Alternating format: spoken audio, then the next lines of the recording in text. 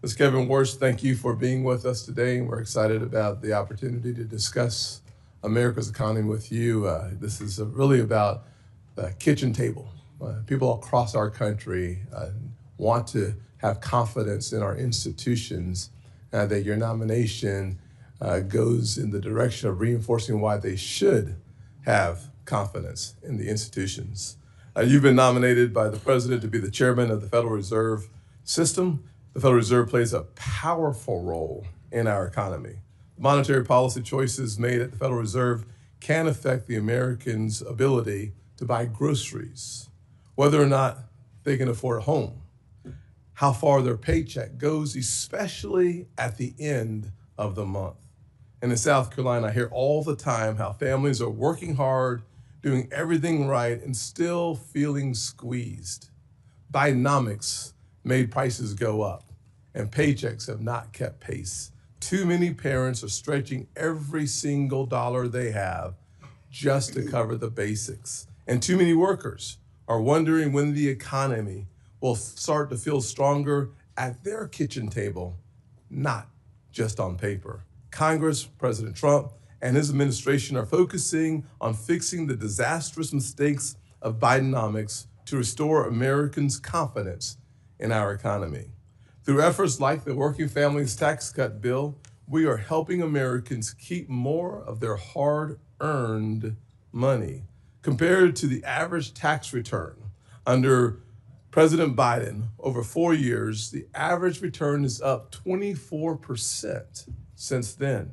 Just in the last year, the average tax return is now around $3,400, an 11% increase because President Trump and his leadership decided to focus on hardworking Americans who are struggling to make ends meet, paycheck to paycheck.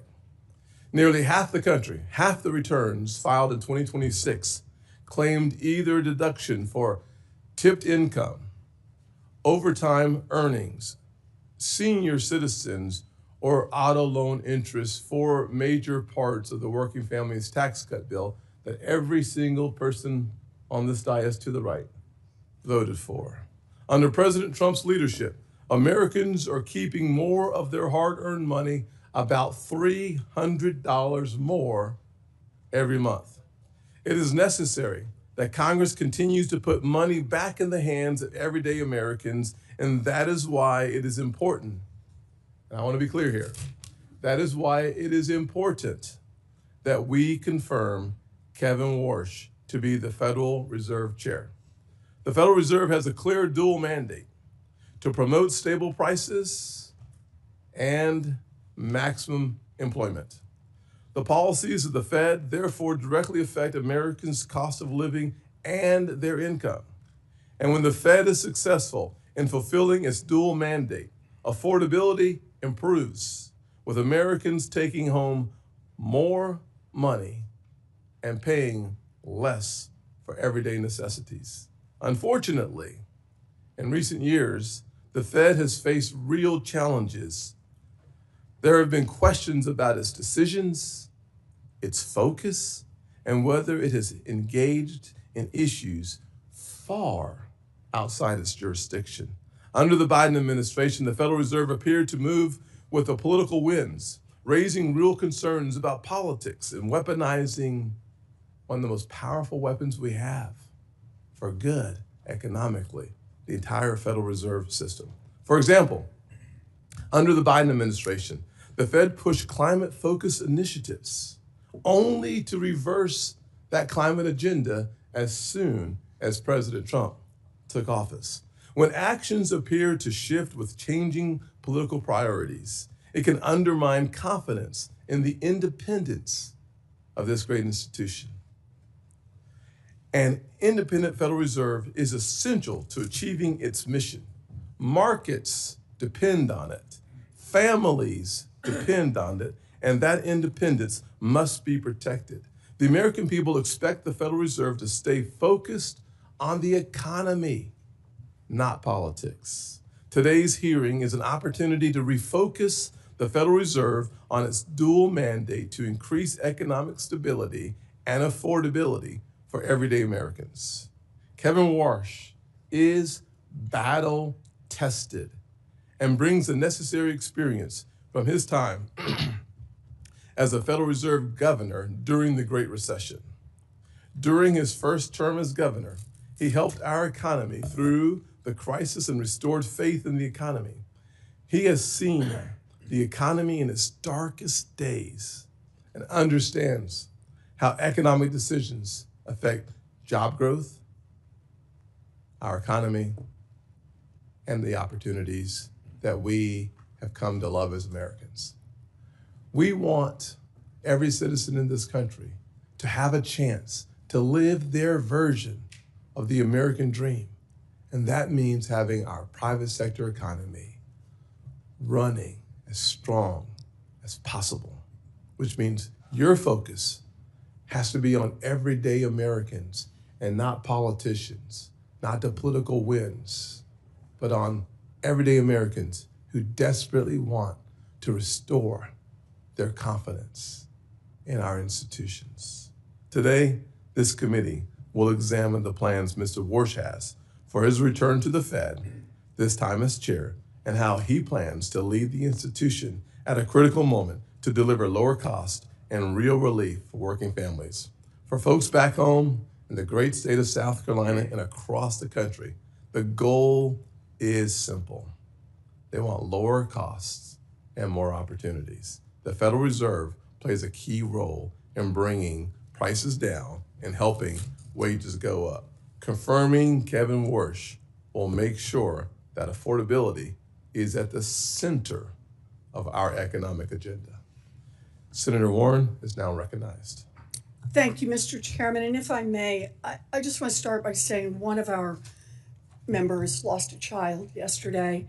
And I know our hearts go out to Mark Warner and his family, and that is true on both sides of the aisle, that we may disagree on policies, and we may do so vigorously, but when it comes to the safety and security and the health of our families, I know we are as one, and we are praying for them. And Ranking Member, Thank you. I think it'd be appropriate for us to take a few seconds of silence on his behalf. 36 years old, the one thing you don't want to do as a parent.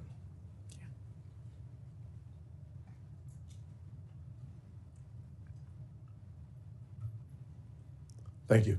Thank you. Thank you, Mr. Chairman, and appreciate all you do. Okay.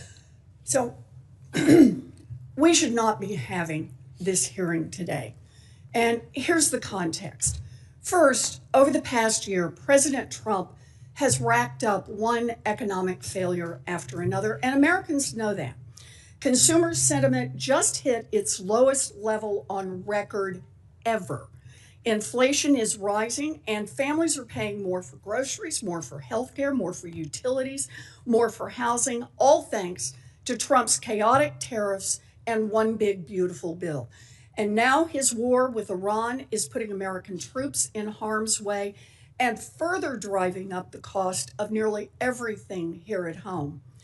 Second, in your testimony, you said it's perfectly fine for elected officials to state their views on interest rates, but that is not what Donald Trump is doing.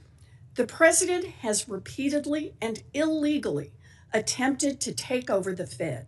His bogus attacks on Governor Lisa Cook and Chair Powell were designed to threaten all the members of the Fed to do Trump's bidding and open more spots for Trump flunkies. Why try to end the independence of the Fed? Because Trump's economic failures are causing him political problems, and he wants the Fed to use monetary policies to artificially juice the economy in the short term, and this is his last chance to do that before the November elections. Having a sock puppet in charge of the Fed would also give the president access to the Fed's powerful authorities to enrich himself, his family, and his Wall Street buddies. It could mean granting special accounts to his family's crypto company or bailouts to his friends on Wall Street if they get into trouble. In other words, a Fed under Donald Trump's control creates more opportunities for Trump's corruption. Third, the nominee before us today, Kevin Warsh, is uniquely ill-suited for the job as Fed chair. In our meeting last week, we discussed the 2008 financial crash, where 8 million people lost their jobs, 10 million people lost their homes, and millions more lost their life savings. Giant banks, however, got hundreds of billions of dollars in bailouts. Mr. Warsh was a Fed governor from 2006 to 2011. That's before, during, and after the crash. And he said to me that he has no regrets about anything he did. So let's take a deeper dive into Mr. Warsh's record. In the years leading up to the 2008 financial crisis, he was an enthusiastic cheerleader for credit default swaps and complex securitizations. He dismissed repeated and increasingly urgent concerns from housing advocates across the country regarding subprime mortgages. He refused to use the Fed's authorities to address the risks that were building in the financial system. And when the crisis hit and the economy blew up, Warsh took on the job of Wall Street's personal liaison on the Fed board. He was quick to respond to concerns from Wall Street CEOs, and he worked tirelessly to arrange multi-billion-dollar bailouts for them with nothing for American families. No regrets, he says, no regrets. After the crash, most people on the Fed saw millions of Americans unemployed, people who'd lost their homes, and said now might be a good time to lower rates and make the cost of borrowing cheaper for businesses to avoid more layoffs and make it cheaper for Americans who are worried about paying their mortgages or their credit cards. But not Mr. Warsh. Nope. He wanted to keep interest rates high. And he sang the same song for more than a decade, even as the economy struggled. When the job of Fed chair became available during Trump's first term as president, Warsh held on to his high interest rate inflation hawk views, and Trump passed him by. Regretful, he soon reversed course and called for the Fed to pause interest rate hikes. Then, once Trump left office, Mr. Warsh flipped again and was even criticizing the Fed for cutting rates in the fall of 2024. But as soon as Donald Trump became president a second time, Warsh reversed himself once more and began shouting from the rooftops about how the Fed should cut interest rates. Evidently, he learned his lesson. This time around, he sucked up to Donald Trump to snag his dream job. Mr. Chairman, last week, every single Democratic member of this committee asked that you postpone this hearing and instead conduct oversight on the president's role in directing bogus criminal probes into Chair Powell and Governor Cook. The Senate should not be aiding and abetting Donald Trump's illegal takeover of the Fed by installing his chosen sock puppet as chair. It's an invitation for corruption and for economic catastrophe. We have the power to stop it, and we should be using that power. Thank you, Mr. Chairman.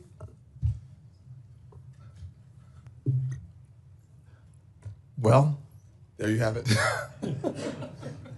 I'll just say it is interesting that we're going to hear from Senator Dave McCormick in his introduction of Kevin Warsh, who was last time unanimously confirmed by the United States Senate. Unanimously confirmed by the U.S. Senate. Dave, the floor is yours. Thank you, Mr. Chairman, Ranking Member Warren, distinguished colleagues. It's really a great honor to introduce my friend Kevin Warsh and welcome him and Jane here today. Kevin has been a friend for many years. Winston Churchill observed that for great leaders there comes, and I quote, a special moment where they are figuratively tapped on the shoulder and offered the chance to do a very special thing. What a tragedy, he warned, if that moment finds them unprepared for that which would have been their finest hour. Colleagues, I'm here today to assure you, as someone who knows Kevin and who knows this institution, that Kevin Warsh could not be more prepared for this, his finest hour. There's no one more fitting, no one more qualified to face this consequential moment as the 17th chair of the Federal Reserve. Now, I'm not going to belabor Kevin's academic and professional record. They speak for themselves. Instead, I'd like to tell you about a man who Dina and I worked with decades ago and who has been someone I've called a friend for almost 30 years. President George W. Bush famously appointed Kevin to the Federal Reserve in 2006 when Kevin was just 35. He was the youngest appointed board member in history. But President Bush saw in Kevin what I believe you will see in him with your questions today.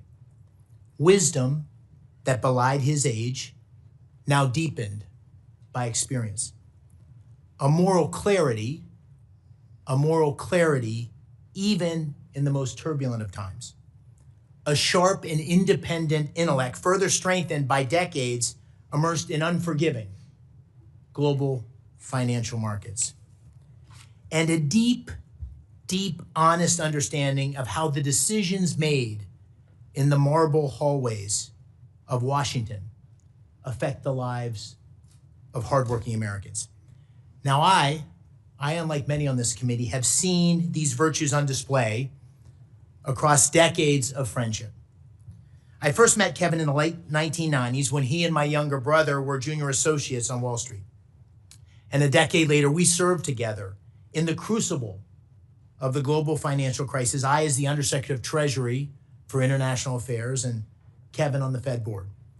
For nearly 2 years, we worked hand in hand to contain the damage and navigate the country through the crisis. And I know that then Chairman Ben Bernanke relied heavily on Kevin during those turbulent times, and I did too. And I've continued to seek his counsel regularly in the years since. Now, Kevin came to Washington all those years ago as an outsider, an idealistic young man determined to serve his country, one who has succeeded beyond all expectations. And he returns today as the ideal candidate to lead the Fed at this most crucial juncture. If confirmed, Kevin will inherit a Federal Reserve in need of repair and confronting serious uncertainty. An overextended balance sheet, a poor record on inflation, and a weak understanding of the profound opportunities offered in today's economy. He is uniquely suited to confront these challenges. He brings a reformer's heart. He will shake up a stagnant institution at a time when change is sorely needed. He possesses a deep understanding of markets and is trusted by leaders across the financial industry. But he equally understands the real economy. Born and raised in upstate New York, he knows from personal experience how the actions of the Fed can change the lives of working families. It's no small thing. It's no small thing to know firsthand how an increase in gas prices or mortgage rates or an uptick in unemployment affect everyday Americans. The Federal Reserve must not be ruled by pointy-head economists poring over outdated models and reams of market data. It needs a leader. It needs a leader who understands that the Fed's mandate of stable prices and maximum employment serves a higher purpose, the preservation of the American dream.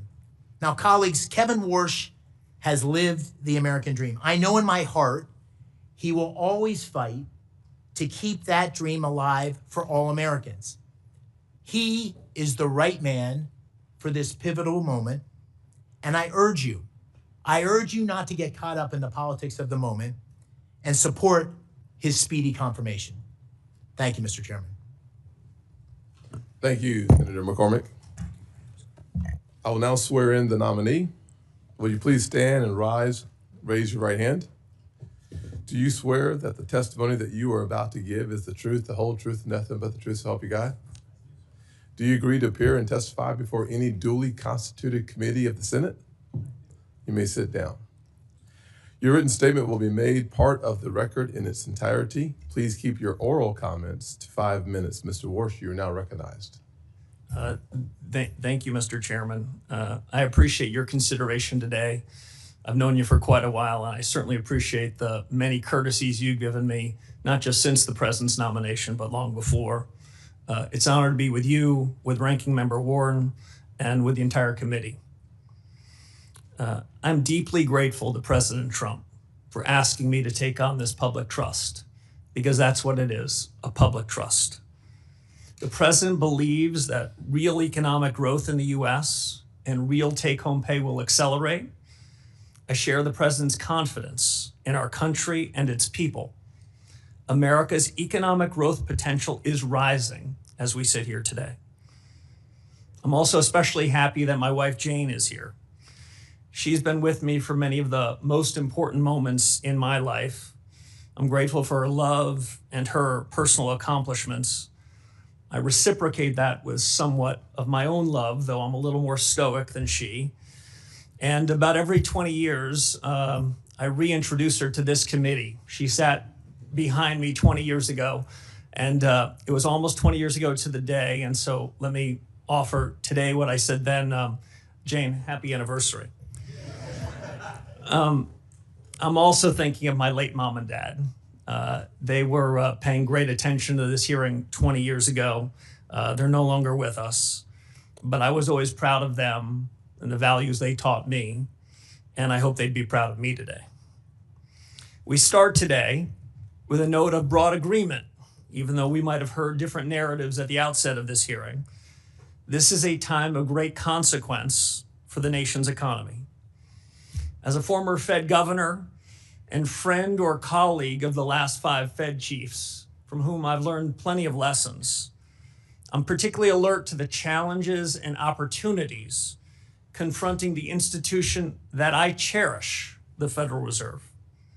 To the president, to the Congress, the nation, I owe my best judgment and my most faithful efforts in serving the mission that you and Congress assigned to the Federal Reserve, including full employment and stable prices. The American people are counting on the Fed to deliver on its commitments, perhaps now more than ever.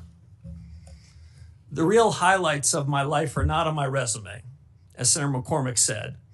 They include the individuals with whom I worked and from whom I learned. I graduated from high school in upstate New York. I had some exceptional teachers there and some brilliant classmates.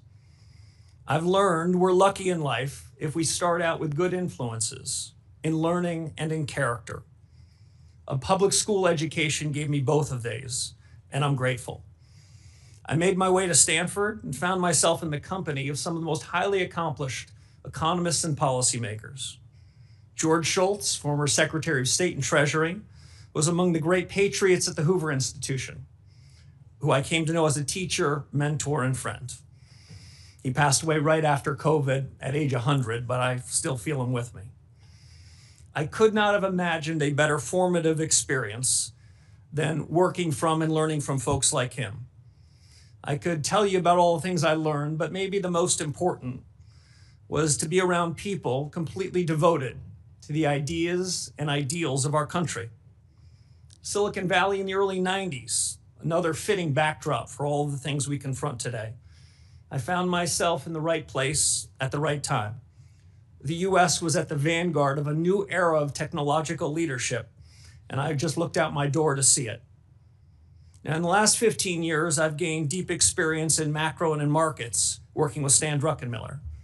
He never held a position in government, but is no less a patriot. He never got a PhD in economics, but I don't know a finer economic thinker. Without their guidance and the guidance of Condi Rice, my friend and I should say my boss at the Hoover Institution, I doubt I would be sitting before you today as the president's Fed chairman nominee. But I'm certain of one thing. Absent their tutelage, absent their example, I would not be as prepared for the urgent, mission-critical task at hand. In between these bookend experiences, I served quite a while ago as a governor at the Federal Reserve. At the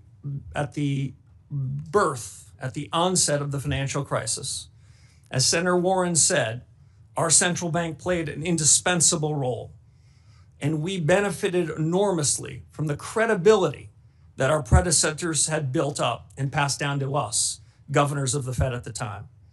In these unusual and exigent circumstances, I saw the Fed and its people at their very best.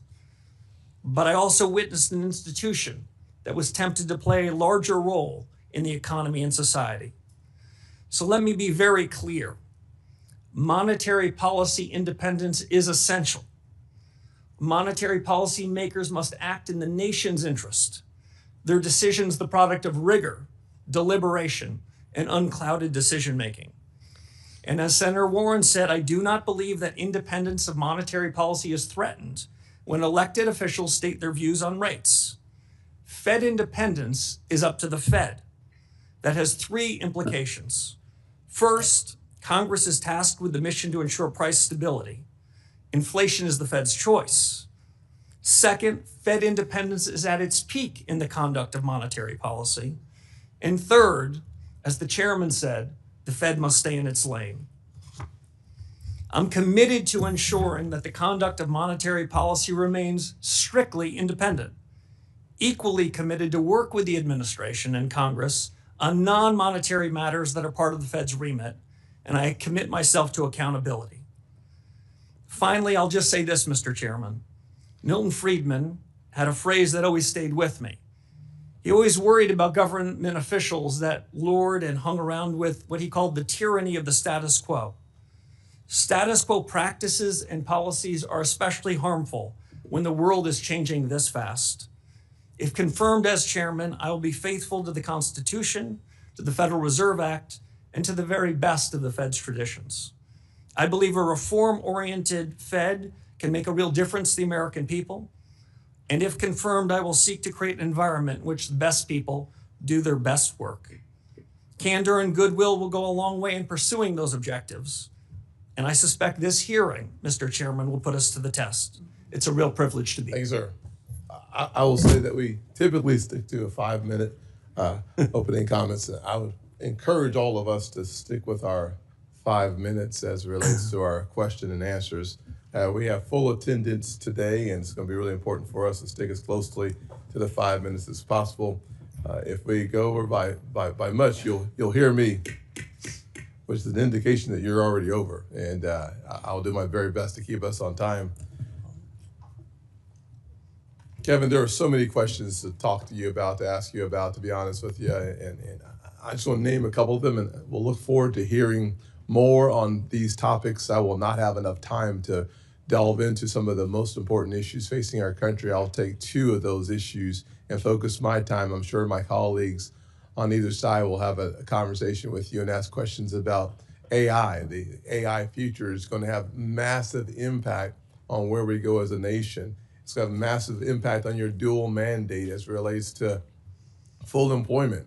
Our production may go up while our employment stays flat. So this is a really important question that at some point we should delve into. I also think that someone should spend some time talking about our balance sheet. We have nearly a $7 trillion balance sheet at the Federal Reserve. Too much attention has been paid to your balance sheet, and not enough attention has been paid to the nation's balance sheet. And I think it's really important for us to dig into that issue as well. Digital assets, the future of finance in the world seems to have a major component of it being digital assets. The market structure legislation, we don't want your comment on, but the important role of the blockchain in the future is another really important part of the future of our economy. I will spend some time talking about affordability and the importance of the independence of the Fed. One of the things I've appreciated about your previous comments is the importance that you have placed on the dual mandate, stable prices, which typically comes through the form of interest rate changes, as well as promoting maximum employment. I think those two will become more challenging in the current environment. One, obviously, the second one being the AI and the future of full employment. You've criticized the Federal Reserve for getting too big mismanaging inflation. I'm sure you know the definition of transitory, so I won't ask you, but I got a feeling you know, and some of your predecessors did not. Compromising the independence of the Fed. I think we should spend more time on finance, less time on climate change, on politics, on who is or who's not in charge. I think you would agree on those issues, though I will not ask you. I will ask you, however, that under your leadership, how will you steer the Federal Reserve to address the real life issues of affordability is my first question. And my second question will be about how do you make sure that the Federal Reserve stays out of the lane of external influences? Well, thank you, Mr. Chairman. There's probably no more pressing question than the cost of living. We know at the Federal Reserve that price stability was an objective that you and your colleagues gave to the Fed. So when over the course of the last several years, especially after COVID, when prices went up to the tune of 25 to 35% for virtually all deciles of the American people, that's an indication that the Fed missed its mark. And we are still dealing with the legacy of the policy errors in 2021 and 2022. Once you let inflation take hold in the economy, it's more expensive and harder to bring it down. And so the fatal policy error going back 4 or 5 years is still a legacy that we're dealing with. We need, in my judgment, fundamental policy reforms to fix it. And while it's true that inflation is less problematic, meaning the rate of change in prices is less severe than it was some years ago, hardworking Americans are no doubt feeling it. I think that means a regime change in the conduct of policy. I think that means a different new inflation framework. I look forward to working with my colleagues at the Fed, if confirmed, to achieve that. I think it means, as you suggested, using tools differently. The Fed has an interest rate tool and a balance sheet tool. My view is the interest rate tool gets in the cracks. It's fairer. The balance sheet tool disproportionately helps those with financial assets. The interest rate tool hits the entire economy. So we need a new framework, new tools, and I'd also say, Mr. Chairman, new communications. Yes. I think part of the reason why, after making a mistake in 2021 and 22, the mistake was compounded is the Fed gives its forward guidance. The Fed tells the whole world what their dots are going to be, what their forecasts are going to be. Well, the Fed's human. Then they hold on to those forecasts longer than they should. I think if the Fed were to wait until it gets into a meeting before making a decision, that incremental deliberation can keep the central bank from compounding its errors. I think these are big changes that are needed, and if confirmed, I look forward to doing it. Thank you very much. Ranking Member Warren. Thank you, Mr. Chairman. So the Fed has been plagued by deeply disturbing ethics scandals in recent years involving at least 6 Fed officials. So it's critical that the next chair have no financial conflicts, none. You have more than $100 million in investments that you have refused to disclose to ethics officials and to the public. So let me ask, do the Juggernaut Fund or the THSDFS LLC invest in any companies affiliated with President Trump or his family, companies that have facilitated money laundering, Chinese-controlled companies, or financing vehicles established by Jeffrey Epstein? Senator Warren, thank you. So let me first share a point of agreement with you. The Fed has 2 tools. One is its monetary policy, and the second is its credibility. And the scandals that you talked about, the ethics Mr. problems Warsh, you I talked appreciate about, that, but I have went to very the core of the limited credibility time. that has hurt the Could you Fed. answer my question, please? I asked. You have $100 million in undisclosed assets. And what I'm asking is, are any of those with this outfit that invests in companies affiliated with President Trump or his family, companies that have facilitated money laundering, Chinese-controlled companies, or financing vehicles set up by Jeffrey Epstein? It's a yes or no question. Senator, I've worked tirelessly with the ethics officials at the Office of Government Yes, Ethics. and you have not Come to an revealed ethics agreement $100 with million them and have in agreed, assets. Senator, to sell all of That's my not financial my assets, question. Mr. including Warsh, are the you Duquesne refusing assets. to tell us if you have investments, for example, in vehicle setup to advance Jeffrey Epstein? Is that what you're telling us? You just won't tell us? Senator, what I'm telling you is that those assets that you represent as Juggernaut will be sold if I'm All right, confirmed let me before I take follow up. office and sign the oath of office. Let me follow up on that. Will you at least disclose how you plan to disclose and divest these secret assets? I'm sure you understand that the public might question your motives if, for example, billionaire Stanley Druckenmiller, who you honored in your opening statement, and who makes a living guessing what the Fed will do next, cuts you a massive check for $100 million as you take the oath of office to become the new Federal Reserve Chair. Senator, as you know, it sounds like your fight might not be with me, but the Office of Government Ethics. I have come to full agreement with them and have agreed to divest all of those assets. I'm asking especially you a very those that you straightforward referenced question, before Mr. I take Warsh, the oath of office. and that is, will you disclose how you divest those assets, or will you just collect a check for $100 million from someone whose whole business is betting on what the Fed will do? As I said to the ethics officials at the Federal Reserve and the Office of Government Ethics, I'll they agreed take that as a I would no be as well. redeeming my So assets Donald before Trump I take has office. made clear that he does not want an independent Fed. In fact, he has said, and I quote, "Anybody that disagrees with me will never be Fed chairman." And he's made clear that you are his sock puppets, saying last week that interest rates will drop, quote, "when Kevin gets in." Yeah, I think they do. Not when economic conditions change, we'll get lower rates. Not when the economy needs it. Nope. He said, when my guy, Kevin Warsh, is in there, we'll get the interest rates that I, Donald Trump, wants. So independence takes courage. Let's check out your independence and your courage. We'll start easy. Mr. Warsh, did Donald Trump lose the 2020 election? We try to keep politics, if I'm confirmed, out of the Federal I'm just Reserve. asking you a factual question. I need to know, I need to measure your independence and your courage. Senator, I believe that this body certified that election many years ago. That's not the question I'm asking. I'm asking, did Donald Trump lose in 2020? And I'm suggesting you in 2020, the suggesting Fed you can't made answer that. a huge inflation problem, and you certified the election. So We let need to me keep ask you politics another out of question. monetary policy. In our meeting, monetary you said policy out you of would politics. be independent because you're, quote, a tough guy. Those were your words, tough guy. And you will be able to stand up to President Trump. So let's try it again. Name one aspect of President Trump's economic agenda with which you disagree.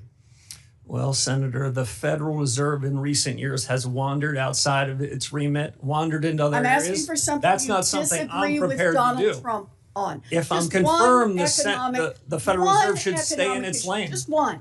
Just one little place where you disagree with Donald Well, I Trump. do have a disagreement, actually, Senator, with the president. I think even this morning, he said that he thought I was out of central casting. I think central casting, I'd look older, grayer, and maybe show up here with a cigar of sorts. Quite adorable. But you know, we need a Fed chair who is independent. That's the only way we preserve the independence I agree of the with Federal Reserve. If you can't answer these questions, you don't have the courage and you don't have the independence. I agree Thank with you, you on Mr. independence, Senator. Senator Rounds. Thank you. Thank you, Mr. Chairman. Mr. Warsh, first of all, welcome. And I appreciated the opportunity to visit with you personally in the office. I agree with you, and I think Fed independence is critical. And I think that's an item that you and I agree on wholeheartedly. I want to take an opportunity just to kind of perhaps give you an opportunity to respond. I know that the ranking member had a number of items that she expressed concerns with. I'd like to give you an opportunity to just kind of work this way through. And let me just ask you a few questions, and I'll allow you to take the time to fully answer the questions. As I understand, Mr. Warsh, you worked with the career ethics professionals at the Office of Government Ethics and at the Fed to come to an agreement in terms of your dissolution of some of the assets that you as a businessman have. Is that correct? Yes, Senator, that is correct.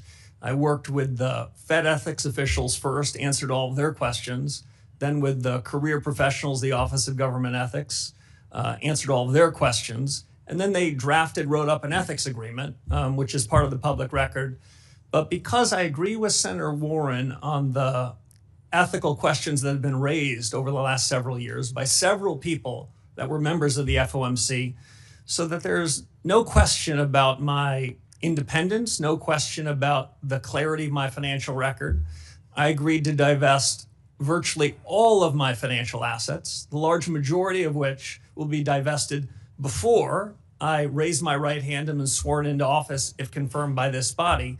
So I've gone above and beyond, not for any other special reason other than the Fed needs to reestablish its credibility because the conduct of policy depends on it. So let me just, for the record, the agreement which you have signed clearly states that you have agreed to divest your assets that are in question within 90 days of confirmation if you have not already divested them. That is correct. Yes, Senator. And in fact, the large majority of those assets will be divested before I am sworn into office if confirmed. Thank you. The career ethics professionals were the ones that basically had sent your signed paperwork to this committee's chief clerk. I really question whether or not they would have done that if they did not come to the ethics agreement with you in the first place, correct? Yes, I presume that's right. We had a very good working relationship, and I'm happy to be sitting after the divestiture and cash or T-bills or whatever is the permitted asset so we can get back to the business of fixing the Fed, reforming an institution that has lost its way a bit, that has missed the mark. As Chairman Scott said at the outset, this inflation risk is still something that's being talked about around kitchen tables and boardrooms. My preferred definition of stable prices is a little different than most academics. I believe that price stability should be a change in prices such that no one's talking about it. That's an old-fashioned definition, but I think it's still valid. And the sooner that we can reform the institution with my colleagues, if confirmed, the sooner we can ensure price stability, and we can have a new set of leaders atop the institution with high, credible, ethical standards to return the Fed to what it should be.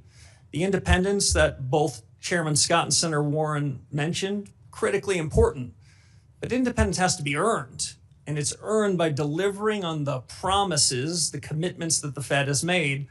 And as the Fed hasn't delivered on those promises, we shouldn't be surprised that we hear politics that are entering the room at the Fed, and you get the politics out of it so the Fed can focus on its day job, deliver on full employment and stable prices. It's true that people want to see stability within the Fed, but is it okay for a Fed governor or a chairman to change their mind on a particular policy? It's more than okay, it's essential. Economics is not physics, it's not math. Frankly, most of us that ended up in the economics business, we started like I did as a math major. It was too hard. So we ended up in economics. In economics, what we need to do is focus to the left of the decimal point, not to the right of the decimal point. We need to focus on the big things. And if mistakes are made, central bankers, economic policymakers need to correct them fast. The real mistakes, the mistakes that cause inflation to be persistent, to undermine hardworking Americans' standard of living, and when those mistakes go on. Thank you. Thank you, Mr. Chairman. Yes, sir. Senator Reed. Mr. Chairman, before we start the next question, I ask that we have entered into the record the U.S. Office of Government Ethics certification, which requires that all nominees disclose all of their assets and showing that Mr. Warsh is out of compliance and that he has not met the ethics requirements. Without objection, I will note, however, that what has been clearly articulated is that he will, according to his agreement with OGE, do what many others have done as well within 90 days, be not only in compliance, but to have divested himself from any assets that are in question. Mr. Chairman, can I ask? I don't think we've had other nominees who are out of compliance and not disclosing at the time they come before the hearing. Not on this committee, that's correct. Not in this committee. Before we, here's what we're not gonna do. Fair enough. We're not gonna have two chairmen, for sure. Just asking. Number one. Number two, what we're also not gonna do is debate what we're putting into the record. And finally, what we are going to do is have a conversation about America's economy. And frankly, we all deserve the opportunity to ask our questions. We don't get to figure out the answers, but we do get to ask our questions. And I hope that we are able to continue in that direction. As long as we are, we're gonna have a very good hearing. And if we're not, then I will find a way to help us expedite getting back on track. Senator Reid. Thank you very much, Mr. Chairman, Mr. Warsh.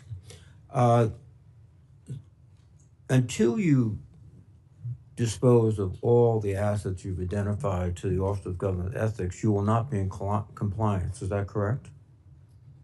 That's not my understanding. Excuse me, sir. My understanding is that a signed ethics agreement provides duties and responsibilities on me and duties and responsibilities on the government. And that's what the nature of the ethics agreement is. You have an agreement that within 90 days, you will dispose of all your assets. All your assets. Is that correct?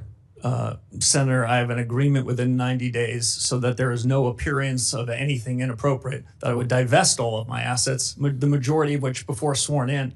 What I've disclosed, Senator, is all the information that is mine to disclose. I've shared all information about assets that I control and that I can share, which I did much to the satisfaction of the Government Ethics Office. Excuse me. What you've said is that you will take the oath, if confirmed as chairman, with assets that have already been identified as presenting potential conflicts of interest.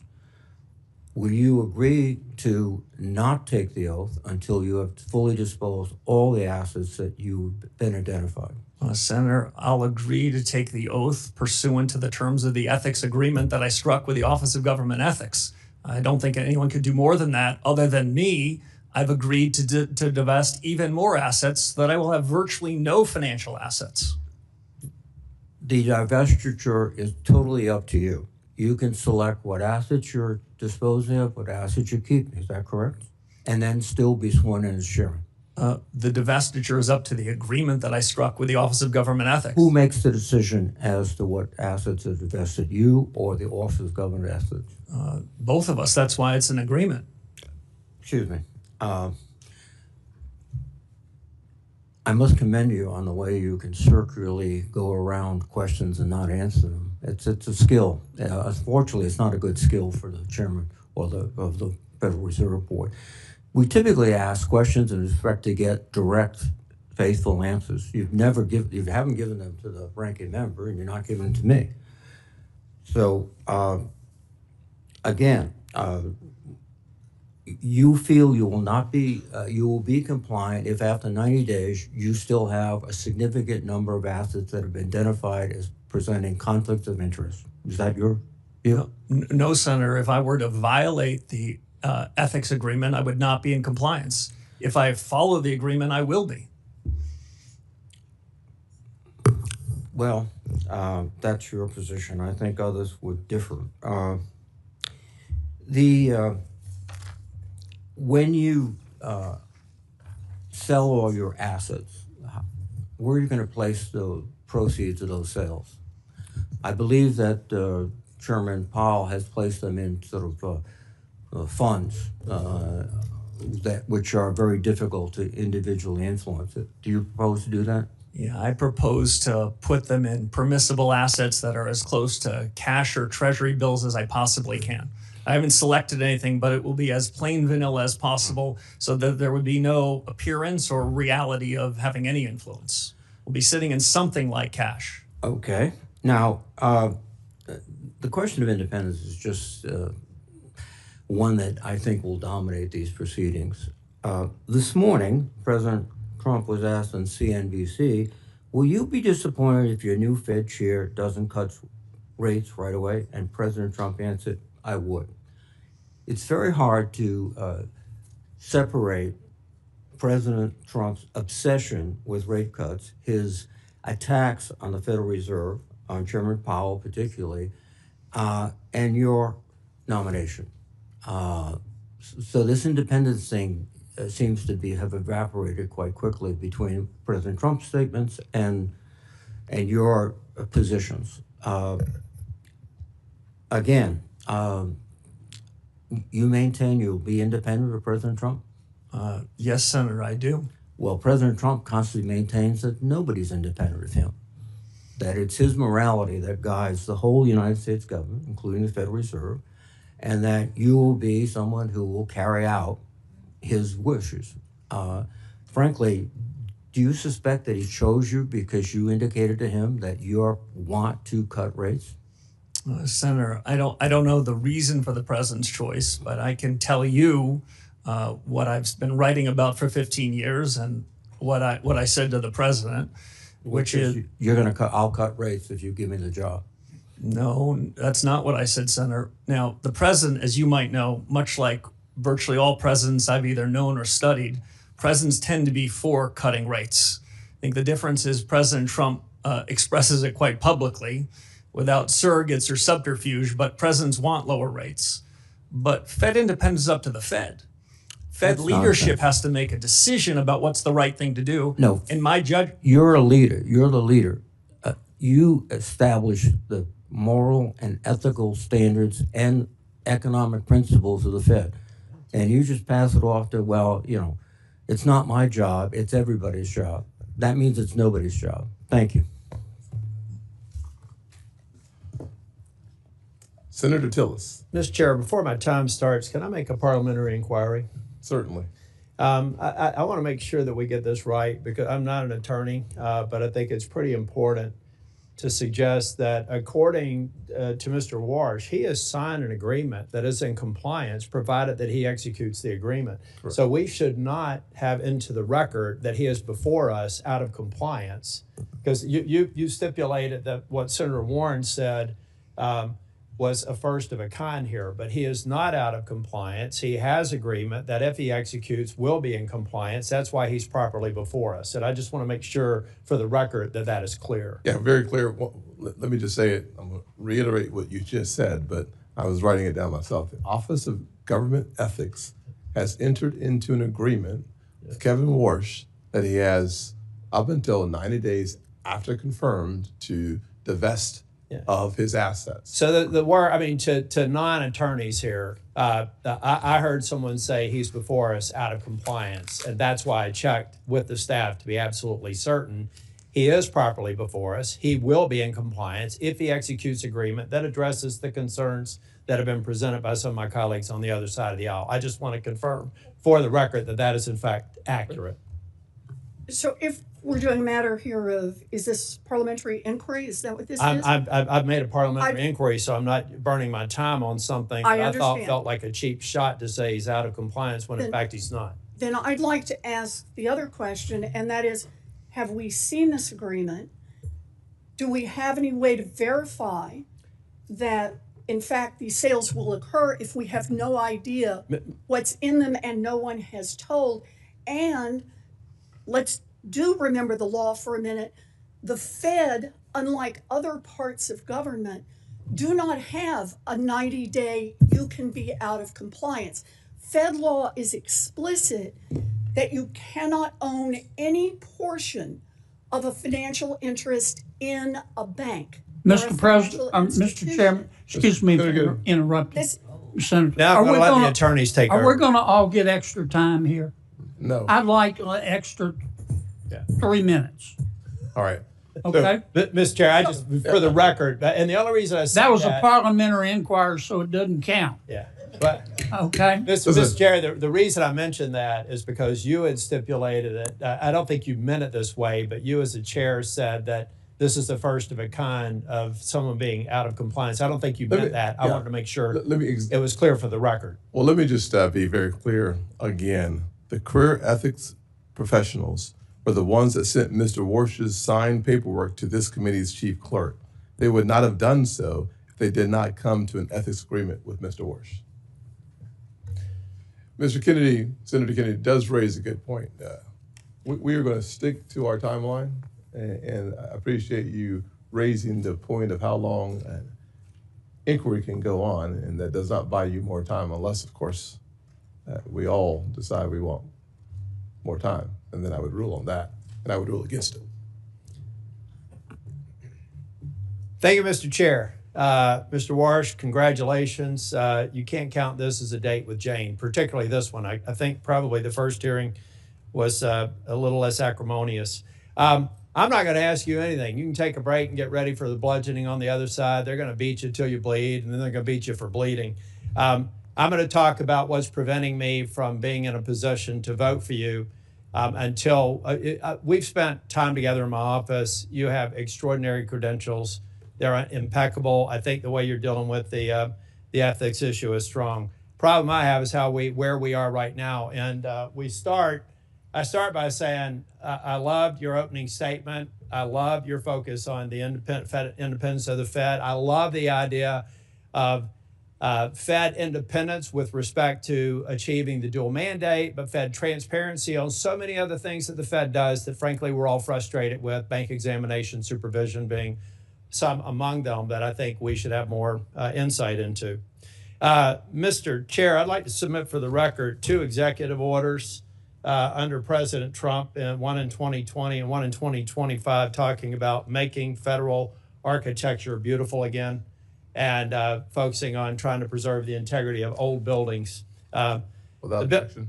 Thank you. And Mr. Chair, I will be submitting an analysis, but if we can go to slide 2 and turn it up right.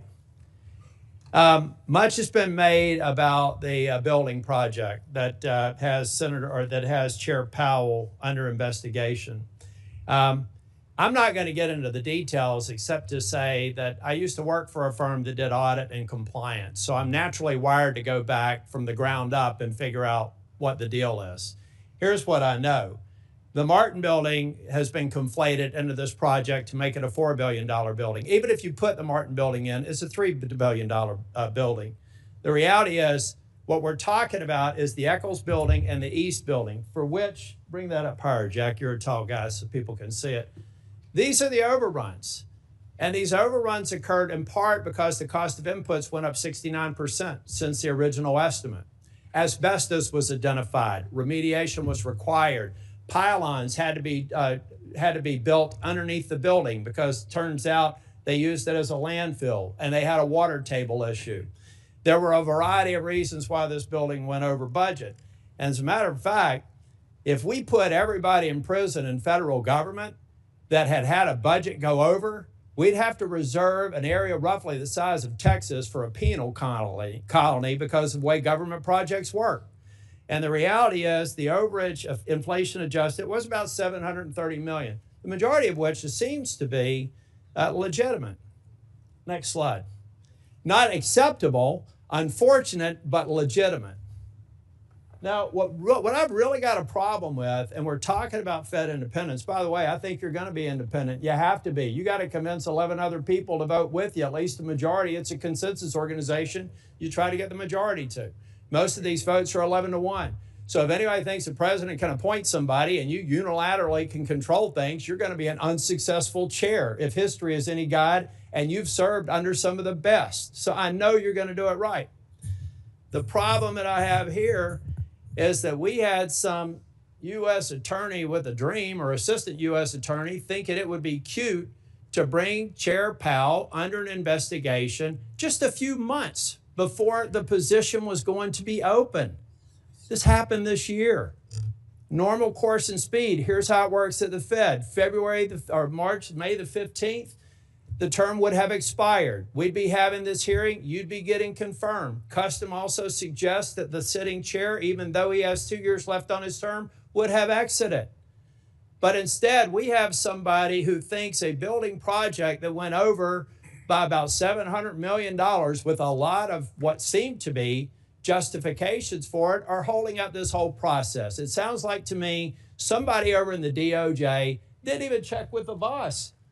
The boss said on the same night that I said I can't go forward until this bogus investigation is done with, said he didn't know anything about it. So we've got people in DOJ over in the DC circuit or the DC district doing these investigations. We have got to end this investigation. Big DOJ didn't know about it. The president didn't know about it. Let's get rid of this investigation so I can support your confirmation. Mr. Warsh, the only thing I've found the least bit odd about you is you've never watched an episode of Seinfeld.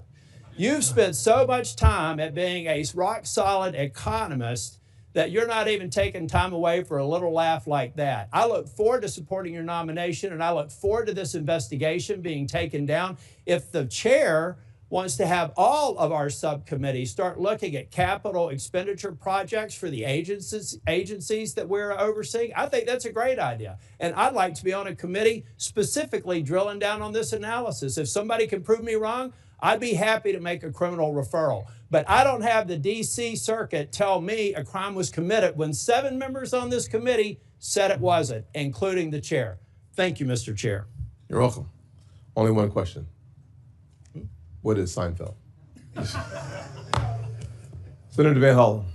Mr. Chairman, thank you. Mr. Warsh, good to see you. Reviewing your record, I am concerned that your position on interest rates seems to shift with what's politically convenient rather than based on sound economic judgment.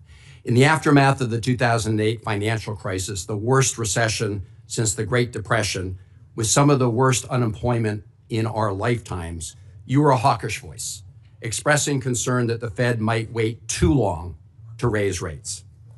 I think you got it wrong then, but now you seem to have swung 180 degrees in the opposite direction to embrace lower rates, a view that conveniently aligns with the president who nominated you.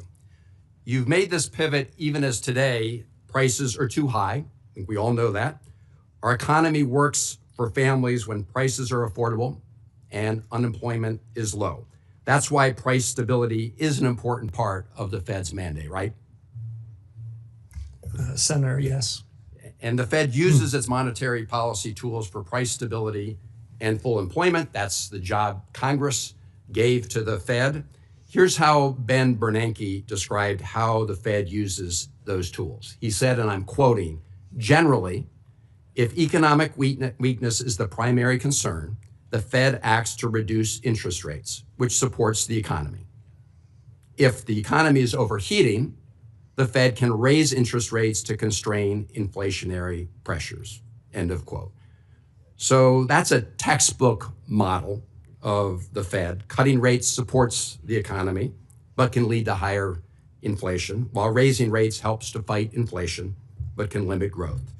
Do you agree with Chairman Bernanke that that's generally how the Fed can use monetary policy to affect the economy? Senator, I do agree generally with that proposition, but I'll note at a moment like this, the supply side of the economy is changing dramatically. So the core of what Chairman Bernanke said is a question about what's the economy's potential.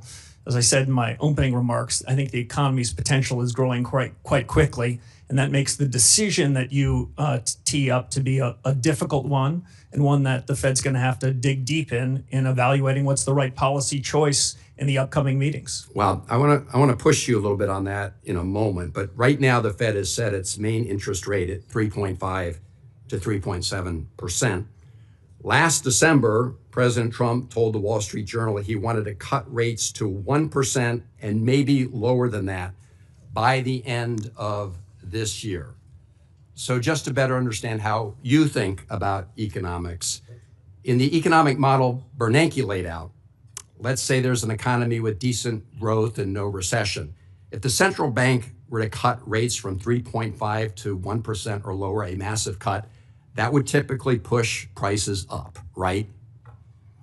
Senator, unlike many of my colleagues, past and present, I don't believe in forward guidance. I don't believe that I should be previewing for you what a future decision might be. I think it's essential that the Fed make decisions in the room. Mr. Warsh, I'm not asking you what decision you would make. Obviously, that's going to be up to you. I'm asking you for the framework in which you think about these things. And it seems a pretty straightforward question about what would happen if we reduced interest rates by the end of this year to 1% or less. And under the Bernanke model, and I think almost every economist or most economists would say that that will drive up prices. And so that's what I'm asking you. Would you agree that that would likely drive up prices? So, Senator, the Fed has two important monetary policy tools. One is interest rates, and the other is a balance sheet that we created in the 2008 financial crisis. Those tools should be working in concert, not at cross purposes. So it's hard for me to isolate one variable when we'd have to have a discussion on the other. All right. Sorry.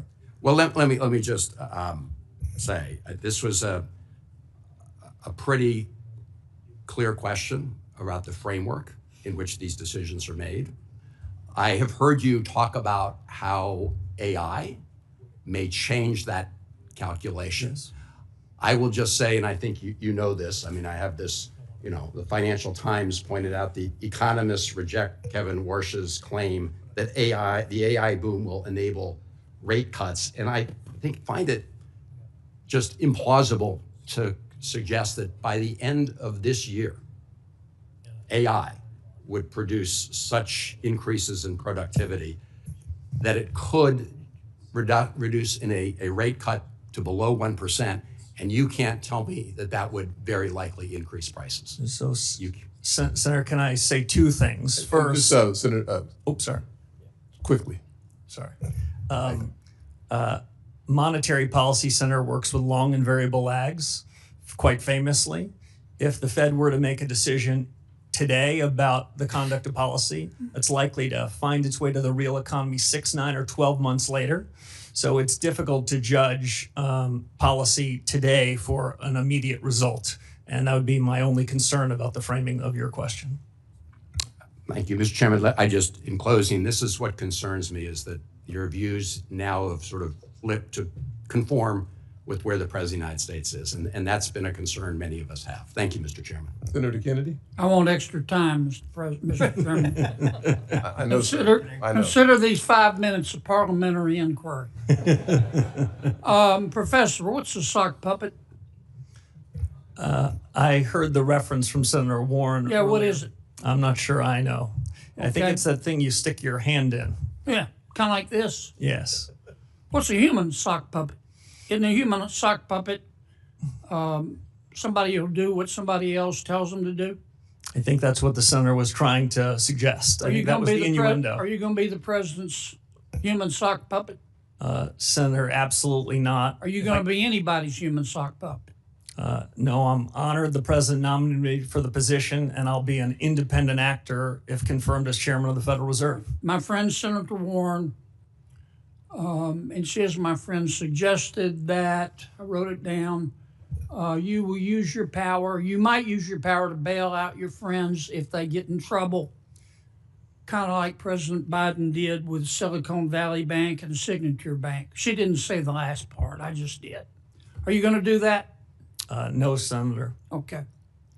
The ethics folks, they've cleared you, but they said you got to sell some assets. Is that right? Yes, sir. Okay. And these assets that you have, you can't just hold a yard sale, can you? No, not for most of them. Sir. Okay, so it takes a reasonable period of time, right? Yes, sir. And you've promised to sell them, right? I did. And if you don't sell them, we'll know, and the ethics folks will know, right? Yes, I'd be in violation of the ethics agreement if I refused to sell them. But you're going to sell them, right? Yes, Senator, I will. Okay. Can we agree that politicians have the right to offer you advice about what to do with interest rates?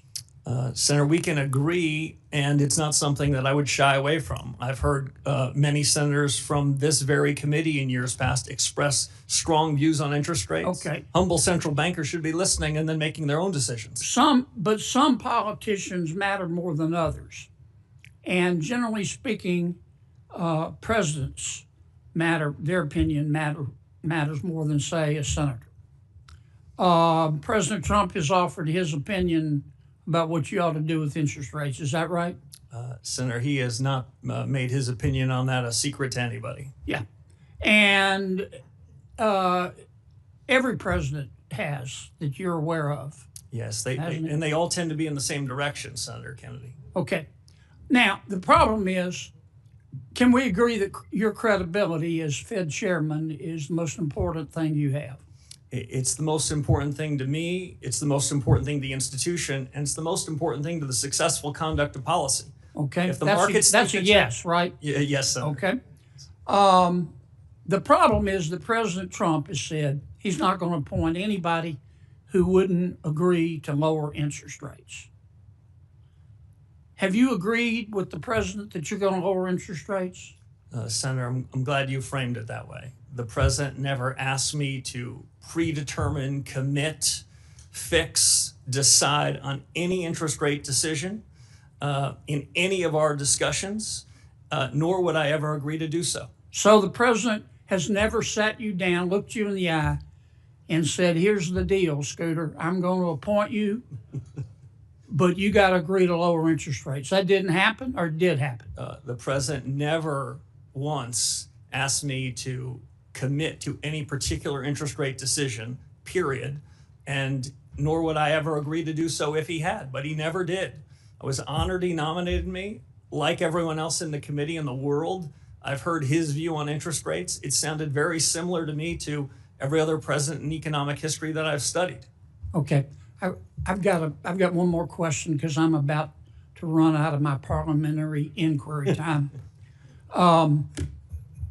I've heard your argument the last few months about artificial intelligence has made us so productive, labor so productive that companies don't have to raise prices. Therefore, inflation isn't a problem. Therefore, rates can be cut. Do you really believe that right now? No, that is not how I would characterize the story on AI. Okay, but you've said what I just said, haven't you?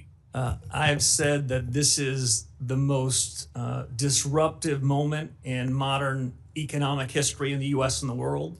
I've said that artificial intelligence, AI, short Okay, for let American me stop you ingenuity, because can have a big the effect. chair's going to cut me off. Oops, sorry. Here's my worry, that a lot of this stuff about artificial intelligence making us more productive is a bunch of hype by people who want to sell stock in an IPO. Okay, I'd be careful there. Yeah. Thank you, Mr. Chairman. I'll get to my 5 minutes in a little bit. So you come back about midnight, sir. We'll go ahead and start all over again. Brand new day, sir. Brand new day. Thank you for your patience. Senator Thank you. Cortez Masto. Thank you. Mr. Warsh, thank you for taking the time with me. I appreciate meeting with you. Congratulations on this nomination, and welcome to all your family, friends who are here. Let me talk to you about a couple of things. It's really around economic theory, and we have talked a little bit about this when we were meeting. Inflation has been above the Fed's target for 5 years. Would you agree with that?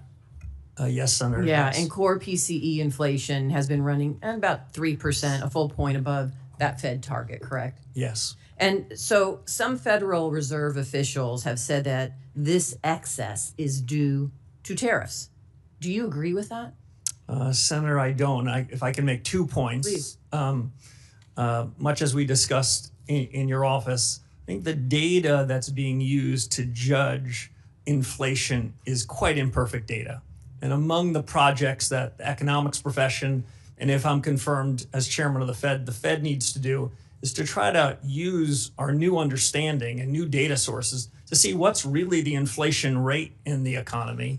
We used to use core PCE, core measures, so we'd exclude food and energy because it was sort of a rough swag as to what was going on. We don't have to do a rough swag anymore.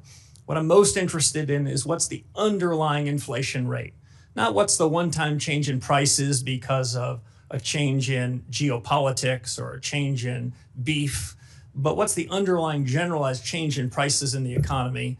And my broad sense is that these inflation risks and the inflation damage the last several years is improving somewhat. It has improved somewhat in the last year. The measures I prefer are looking at things that are called trimmed averages, where we take out all of the tail risks, all of the one-off items, and we ask ourselves, whether the generalized change in prices is having second order effects on the economy. Again, they're not where they should be, but I think that the trend is quite favorable. And these trend averages and the data that you're looking at now, it's not traditionally the norm that economists would use in this position. Is that correct?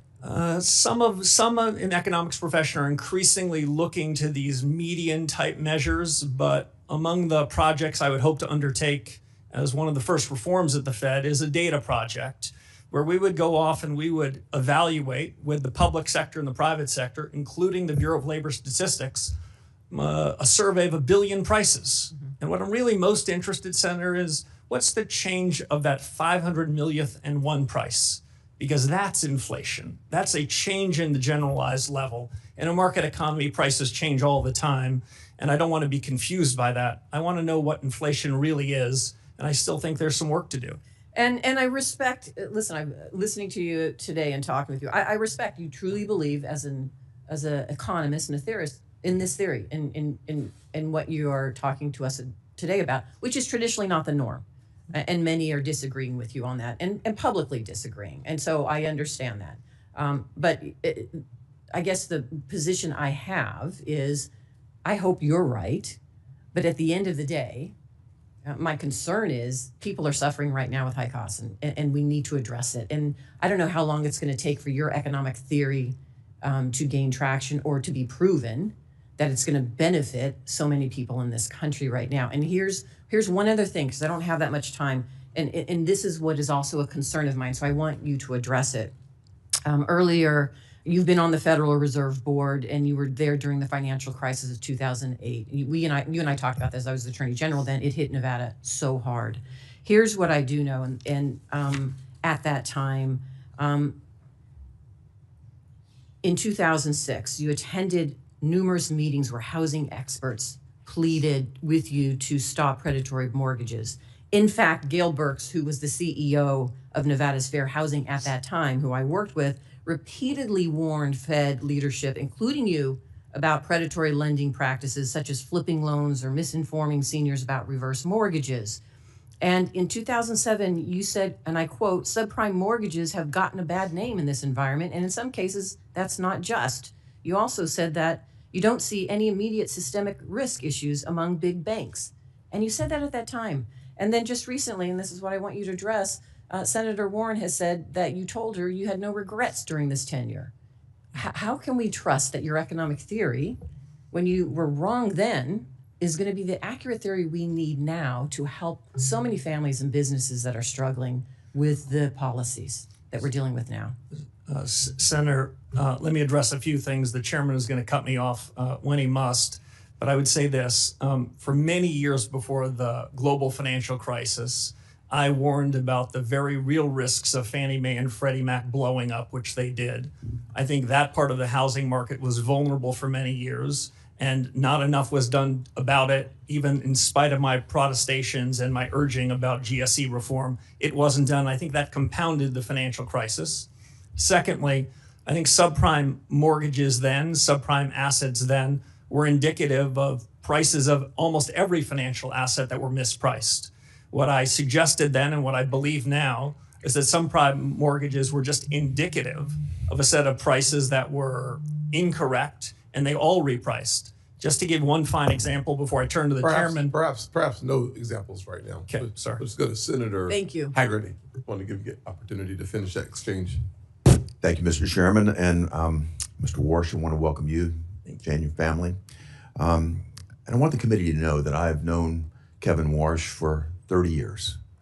We first crossed paths back in 1992, shortly after Kevin graduated from Stanford. We both worked in the White House staff at that point in time. And I just want to say this, that the man testifying before us today is the same man that I got to know then. Serious, disciplined, with a true heart for public service. And I want to say this, I've said it before, Kevin Warsh is the man for the moment. His background, his experience, and his discipline are precisely what we need to bring our economy into its full potential. I'm delighted to see him here today as we both reinforce competence here at home and do the same thing abroad. And if I think about Kevin's qualifications, think about the contrast with the nominations that we saw with the last administration.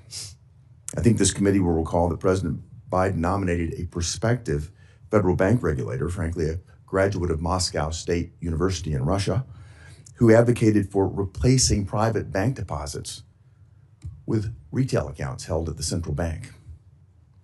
Those who might criticize Kevin for his private sector success miss the point. Kevin's experience is not a liability, it's an asset. It brings a practical understanding in terms of how markets function to bear, how capital is allocated, and how policy decisions shape the real economy. Mr. Warsh, how will your experiences in both the public and the private sector shape your governance of the Fed should you be confirmed? Senator, thank you very much, and thanks for the kind introduction. For your colleagues on this panel, Senator Haggard and I shared a desk, 91 and 92, so I've known him for a very long time. I think my prior experience at the Fed, which some of your colleagues made reference to, are going to allow me to hit the ground running. This is as consequential a moment for the U.S. economy and frankly for the institution as at any point since the late 1970s. And so my experience at the Fed, my understanding of the people, the culture, the governance, and of the things that are ripe for reform are going to give me a leg up. We don't have a long time to do new studies and contemplate what reform should be. We have a short window to try to bring inflation back down to where it should be to ensure price stability. And because AI that Senator Kennedy referenced is so consequential, and AI is quickly becoming at something like escape velocity, it's important to revisit the Fed's models and see whether this innovation cycle, while it could have over time improvements in the price level and make the Fed's job on inflation easier, there's a question about what that means for employment, which is another part of the Fed's mandate. So I think that's part and parcel of what my background and suggestion and history would suggest. But if I can make one other point, what the Fed needs is a reform to its frameworks and reforms to its communications. I've seen what the Fed's done well, and often I'll give them one cheer or two, but now more than ever, the Federal Reserve needs 3 cheers, and that's what I hope to deliver. Well, let's stay on this point, particularly, and you've mentioned this in your commentary, the point of the Fed's mission creep over the years. If you think about what the Fed has done, they've strayed into what I would call politically contentious areas. They've gone well beyond their core mandate. And we've seen this across the Federal Reserve System. And what the Fed has done is eroded its credibility as what it should be, which is an apolitical and independent central bank. In bank regulation and supervision, the Fed's focused on non-material and often politically charged areas. I'm thinking about climate change policy here. Elsewhere in the Federal Reserve System, we've seen regional reserve banks used as platforms for promoting very divisive partisan policies. There I'm thinking about DEI, climate policy, even racial reparations. The Minneapolis Fed even went so far as to publicly lobby for an amendment to a state constitution on education policy. How far beyond the remit can they get? In the 2020 Monetary Policy Review, the Fed even sought to redefine its legislative mandate of maximum employment as a broad, quote, broad-based and inclusive goal, close quote. I mean, that's tacitly understood to mean that the Fed should accept higher inflation to privilege select groups of Americans. And while the Fed undertook this social engineering, it also financially engineered a massive footprint in our market. QE provided near unlimited bid for government debt, which of course made it easy for us to subsidize more government debt here. It subsidized government financing, and it encouraged, frankly, what I view as very reckless federal spending. In each of these examples, we see a clear pattern. The Fed has strayed beyond its core mandate to encroach upon policy decisions that ought to be left to those of us that are democratically accountable. Mr. Warsh, the Fed's own actions have eroded its credibility. What do you think should be done to regain public trust? Senator, robust reform. The Fed can deliver on the mandate that you gave it if it sticks to its knitting. As it wanders into areas upon which it has neither authority or expertise, it loses its focus. And I'll just give one example. In 2020, as you reference, when the Federal Reserve changed its inflation framework in August of 2020, inflation was running at around 1.72%. And the Fed changed its framework rewrote in some sense the remit you gave it, and they asked for a little more inflation. They ended up with a lot more, and that was the foundation for the inflation surge that happened in the subsequent years, which we're still living with. Thank you, Mr. Warsh. Thank you, Mr. Chairman. Senator Smith. Thank you, Mr. Chair. Good morning, Mr. Warsh. It's still morning. Let me start with this. I think you have said that you have confidence that this economy has potential. I think that's fair to say. And you've also said that this is a time of great consequence for the nation's economy, perhaps one of the most significant hinge points in a couple of generations. That's fair to say? Yes, Senator. Thank you. And so I agree with that. And I actually want to go a bit further because I think that it seems to me that this economy is amazing for rich people, people who have a lot of capital. And in fact, we can see in 2025, billionaire wealth grew 3 times faster than the average rate of the previous 5 years. And wealthy households hold a massive portion of the nation's wealth. And this, I think, is the tipping point that our economy actually faces right now. And I can tell you that in Minnesota, a lot of people are telling me that it is harder and harder for them to afford the basics. They aren't rich. They don't have enough money to pay their bills, to pay their doctor's bills. So I want to look at this with you for a few minutes, and I want to start with inflation. So last week, President Trump said that gas prices are, quote, not very high, and, quote, we're having some fake inflation because of the fuel. So understanding what you've been saying about data and measurement and all of that, let me just ask you, do you think that gas prices going up 20% is fake inflation? Senator, the gas prices like beef prices, eggs, milk, and the rest, they move. And when they move in the wrong direction, American people are hurting by it. There's no question about it. That's right. American people feel it. It's not fake to them. It's money that they don't have in their pocket because gas is up 20%. I think my constituents would say that inflation is real and not fake. Okay, so let's look at unemployment. At the State of the Union, the president said, quote, the roaring economy, this is the quote, the roaring economy is roaring like never before. So do you agree with that statement? Is that how you see the economy, that is roaring like never roaring before? So Senator, if I can clarify 2 things. One, there's a difference between the change in prices and inflation. The change in prices happen in a market economy. When inflation moves up, that's because the Fed had something to do with it. Now, on the state of the economy, I would say that the broad contours of the economy are improving. The potential of the economy, the real results of the economy are improving, but I think it can improve more. And I think in the years ahead, I think the economy's potential is strengthening. So, the reality is that the economic data, understanding what you're saying about economic data being not imperfect, that there was almost 0 job growth in 2025. And so that looks to me like not a roaring economy. It looks like a weak economy, which is what my constituents are telling me back in Minnesota. Let me go to one last look at this. Around the country, the average cost of home insurance rose 12% last year. Now, in my home state of Minnesota, not a coastal state, premiums rose 34% in 2025.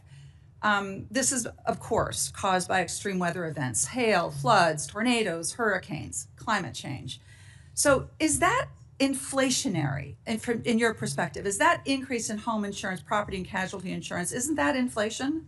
So, Senator, if I can answer 2 questions that I think I heard, and we talked about both of these in your office.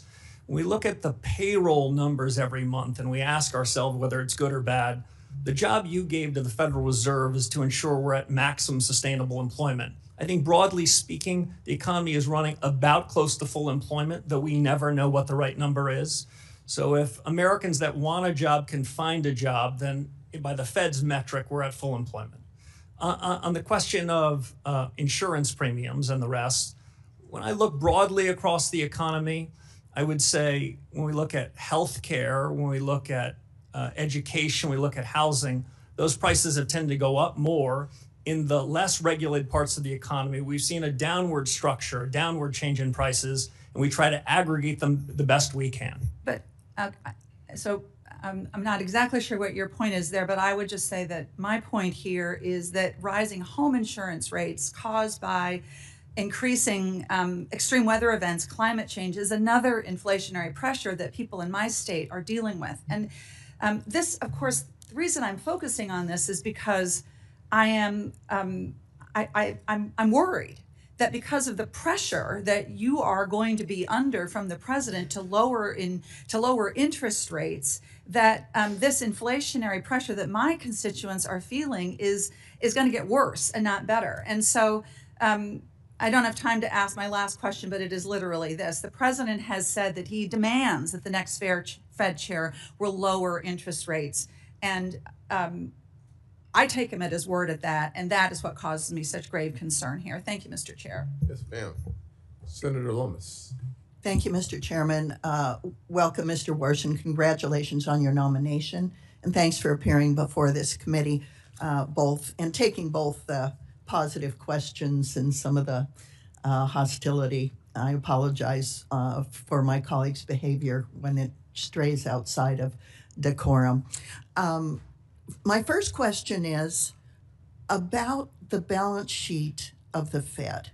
What is your view about the size of the balance sheet currently? Thank you, Senator. As we talked about in your office, the Fed balance sheet has played a particularly, I think, unhelpful role in helping the Fed achieve its dual mandate. The senator had just mentioned what she described as the increase for financial assets relative to real assets. Well, part of that is the Federal Reserve. The Fed is not blameless in that as it's grown the Fed's balance sheet, grown its imprimatur on the economy, those with financial assets have benefited from it. The reason why I prefer monetary policy to use interest rates as the dominant force is interest rates affect a far broader cross-section of the economy. Interest rates get in the cracks. If we were to cut rates, then broader number of people will benefit from it versus quantitative easing, which tends to move through financial assets first. Half of our fellow Americans don't own any financial assets, so they're wondering what's in it for them. Broadly speaking, Senator, on the balance sheet, I was involved in 2008 and 2009 in response to the global financial crisis that Senator Warren referenced, and we used extraordinary measures and created a bigger balance sheet. But we agreed to do that only in the times of emergencies, only when interest rates were pinned to zero. The big balance sheet has become an ordinary recurring force, and I think has been quite unhelpful, and is part of the reason why the Fed is in the business of politics.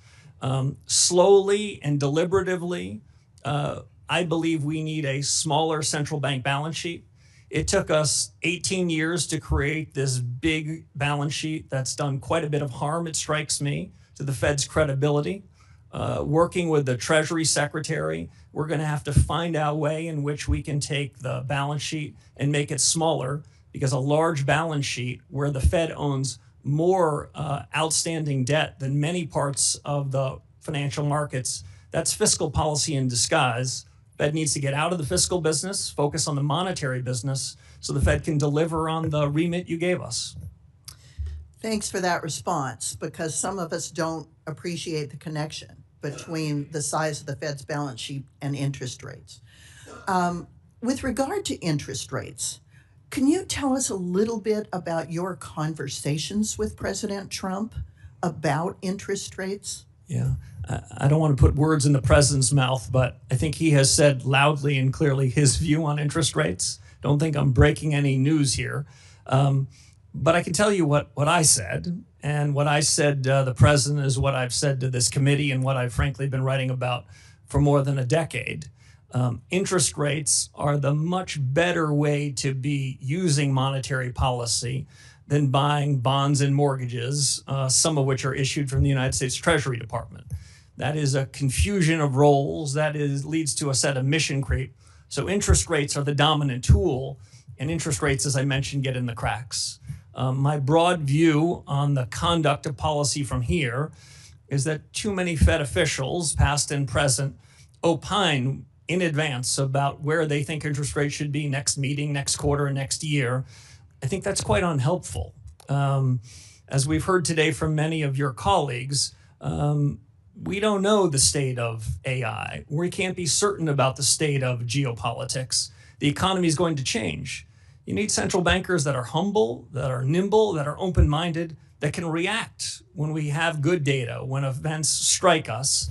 My broad view is that interest rates need to be forward-looking, need to be based on better data, and we should have a big, robust deliberation inside the FOMC. I tend to favor messier meetings than some, where people don't show up with rehearsed scripts, but we can have a good family fight. If the central bank has that good family fight, I think that they're going to make better decisions. And if they happen to make mistakes, they'll correct them sooner. So I'm not one for pre-deciding what interest rates should be. I never said to the president where I think rates should be. I never committed any such thing, and I wouldn't have even thought about doing so. Quick yes or no. Do you believe that digital assets should be incorporated into our financial industry so Americans have new investment opportunities and consumer protections? Senator, digital assets are already part of the fabric of our financial services industry in the United States, yes. Thanks, Mr. Walsh. Senator Warnock. Thank you, Brother Chair. Mr. Warsh, congratulations on your nomination, and I appreciated our time together in my office a few weeks ago. If confirmed, you will serve as chair of one of the most powerful economic institutions in the world. Decisions you make would move markets, affect Americans' retirement savings and ability to buy homes. It would influence the global economy. You currently serve as a lecturer at Stanford University. If Professor Warsh were to assign a letter grade to the American economy today for the average working family, what grade would you assign? Senator, it was good to meet with you in your office. In modern academic institutions, they give everybody A's, so it's not a fair comparison. Especially at elite universities, I know everyone gets perfect grades. Well, what grade would you give the economy? Well, if I gave a student anything other than an A, the dean would summon me to his office because I would have hurt his self-image. Well, the Americans that I talk to, particularly in the state of Georgia, who haven't had the benefit of attending some of these elite institutions, are trying to make their lives work. They're sitting around their kitchen tables trying to figure out how to put their kids through school. And regardless of how the markets are doing, consumer confidence is at a record low. So that's their grade on the economy. Working families are struggling, and things are getting worse. The inflation rate has remained elevated above the Fed's 2% target rate throughout President Trump's term, despite his promise to lower inflation. The president's war in Iran has spiked energy prices by 11%. And Americans are paying on average nearly $4 a gallon for gas because of the war. We've lost nearly 90,000 manufacturing jobs since President Trump took office. He promised us a manufacturing boom. We've lost 90,000 manufacturing jobs. And Americans already dealing with high prices paid $1,000 more per household in 2025 as a direct result of President Trump's illegal tariffs, which he remains committed to in spite of the Supreme Court decision. He does even better than this practice of these institutions. When asked what grade he would give the economy, he said an A, and then he thought about it and said, no, actually A+++. And as I thought about his answer, I was wondering who was he talking about? Who is it an A+ for? Certainly not the ordinary working class Georgians that I'm fighting for every single day. Maybe the people closest to him.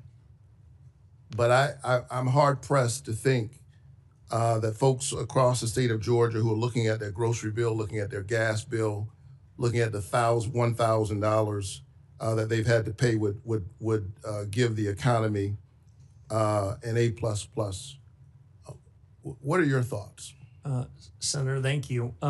If the Fed were to execute on a series of policy reforms, then I believe the economy can be stronger. I believe inflation can be lower, and I believe real take-home pay can be higher. I think the Fed is not blameless for the divergence you described between those that have financial assets and those that don't. Had the balance sheet not been brought from the $800 billion level when I showed up at the Fed in 2006 to an order of magnitude higher, if the Fed had kept a smaller balance sheet, the way the senator I just talked about a few moments ago, I think interest rates could be lower, inflation could be better, and the economy could be stronger. Yeah, you discussed your theory of the case with me in that regard. But I think you would agree that the recognition, I think you implicit in your testimony is the recognition that this is not a A++ economy. In your economy, in your testimony, you note the importance of price stability and correctly note that inflation means people lose purchasing power, particularly harming low-income folks. But I also noticed your testimony did not really discuss the Fed's other mandate, and that's to maximize employment. Inflation is critically important, but if you don't have a job, you're in trouble. Do you view the Fed's mandate for maximizing employment as equally important to its price stability mandate? And are you concerned about weak job growth numbers? Before the nominee answers the question, the senator from the elite university, Morehouse, is out of time. So I appreciate the question, but we will have the answer submitted for the record. I know you wanted to attend Morehouse College. I'm sorry. Everybody wants to attend Morehouse, by the way, but I am a Charleston Southern buck. I appreciate it. Very happy about that. He couldn't get into Charleston Southern, but it's good you got in somewhere. This is good. If you can't get into Morehouse, go to Stanford. Everybody's got jokes up here, so we'll go to Senator Brett. Thank you, Mr. Chairman. Before I get started, I want to emphasize that transparency and accountability at the Fed are absolutely vital.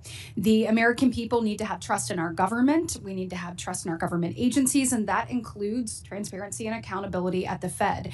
So when we're talking about billions of dollars being spent on renovations, it's absolutely appropriate for Congress to ask questions.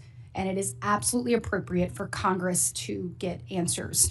We need to understand where this substantial amount of money has gone, and we need to ensure that every institution, including the Fed, is always making decisions that are in the best interest of the American people. And so I urge everyone involved to make sure that any outstanding questions on this matter come to fruition so that we can get answers and move on and have a smooth and timely transition and a confirmation process, of which I want to say congratulations on both your nomination, your willingness to be here today, and I also want to say that to your family.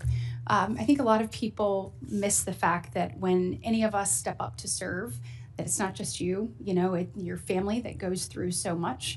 And so we just want to say that sacrifice is often overlooked, and we certainly appreciate your family being with you today and all of you and what you're willing to do here.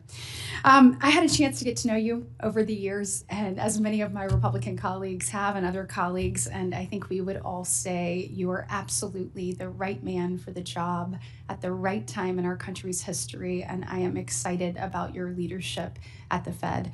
We have had an opportunity to talk about a number of issues, but I know that your integrity and that your commitment to the American people are going to help restore confidence at the Fed, and it will also ultimately serve our country incredibly well. So it's not going to be any easy task, to return that confidence. We've spoken about needed reforms at the Fed on the monetary policy side and also the operational and internal standpoint as well. And of course, your calls for reform aren't baseless. You served at the Fed during one of the most challenging times. You just referenced it in your previous answer to a question from my colleague across the aisle. I believe you said there was a balance sheet, $800 billion, when you showed up in 2006. So talk to me a little bit, speak to me about that, about what you have seen during your time and tenure at the Fed already, and then what other life experiences you have that you will bring as you tackle this role. Yeah, so Senator, great to see you again. So the chairman knows I worked with the senator when she was a staffer on this very committee, and I was a young staffer myself. So it's an honor to be here. And Senator, as you know, this is a serious responsibility. I'm honored the president nominated me for it. This is a time of consequence, not just for the country, but for the central bank. I think the central bank can go back to first principles and improve itself. I see most of the actions of the Fed come from good intentions, but when you gave the Fed a remit, it wasn't a general roving remit to do what it thought was right. It was a particular remit to focus on particular issues and to not wander. And that's the trade-off on independence. Independence about the conduct of monetary policy, where we can hear criticisms from others in the economics profession, elected officials, and we should be open-minded to them. Listen, I think there's been a considerable amount of groupthink in the economics profession, and so being open-minded to it is important. But outside of monetary policy, it's important that the central bank work with the government on areas of overlap. And so I think that's likely to happen going forward.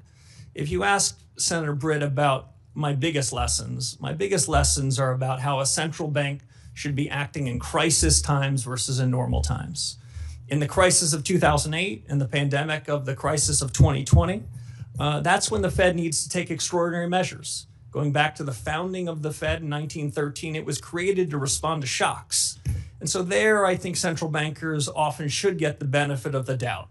When the world is racing away from it, the real economy is suffering fast, the central bank should show up with liquidity support.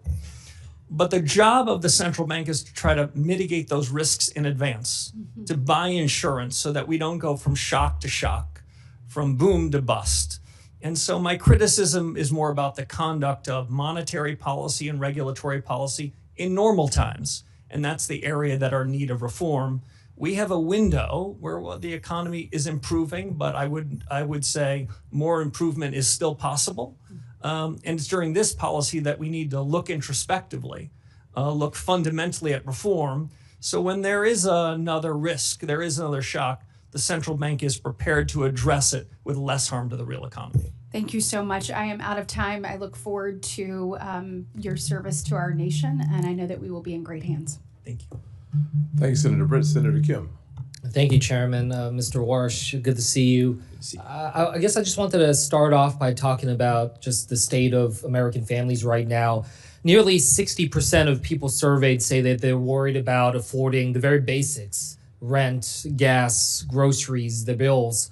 60% of Americans say that they cannot handle a $1,000 emergency. 40% of Americans saying that they can't handle a $400 emergency. I wanted to ask, do you agree that the American families are struggling right now with affordability? Senator, as we discussed in your office, central bankers should not be second guessing what people feel and see in their own lives. People's lived experiences matter to them. What I can say is the central bank has some responsibility for the things that you've described, and that the legacy of inflation, what I think is the biggest economic policy error in 40 or 50 years, happened just a few years ago, and we're still living with the remnants of it. I think inflation is less problematic than it was a couple of years ago, but I would not. But the problem of affordability continues, though. That sounds right, right? Because I'll be honest with you. When I hear, I heard 2 months ago President Trump say, he said, "quote What word have you not heard over the last 2 weeks? Affordability, because I've won. I've won affordability." It sounds like you would disagree with that assessment that the fight for affordability for American families is over. So I think the trend is going in the right direction. But we still have more work to do. Well, the way I would describe it, Senator, is the cumulative increase in prices starting in early 2020 till now is between 25 and 35%. So I understand what hardworking Americans say. It's still a struggle. That's a legacy of a past policy error. One thing that you talked about before is about, just the real costs that families are facing right now. And I appreciate that you were pushing back on that comment that the president had about calling the energy prices and the fuel price increases that we're having fake inflation, because right now Americans paid more than $8.4 billion more in gas during the first month of this war. Fertilizer, 70% of respondents to the Farm Bureau survey said that fertilizer is unable to be afforded right now, just given the price increases. Are you concerned that there could be real long-term effects of this war in Iran, especially if we're continuing to see these challenges when it comes to fuel and fertilizer?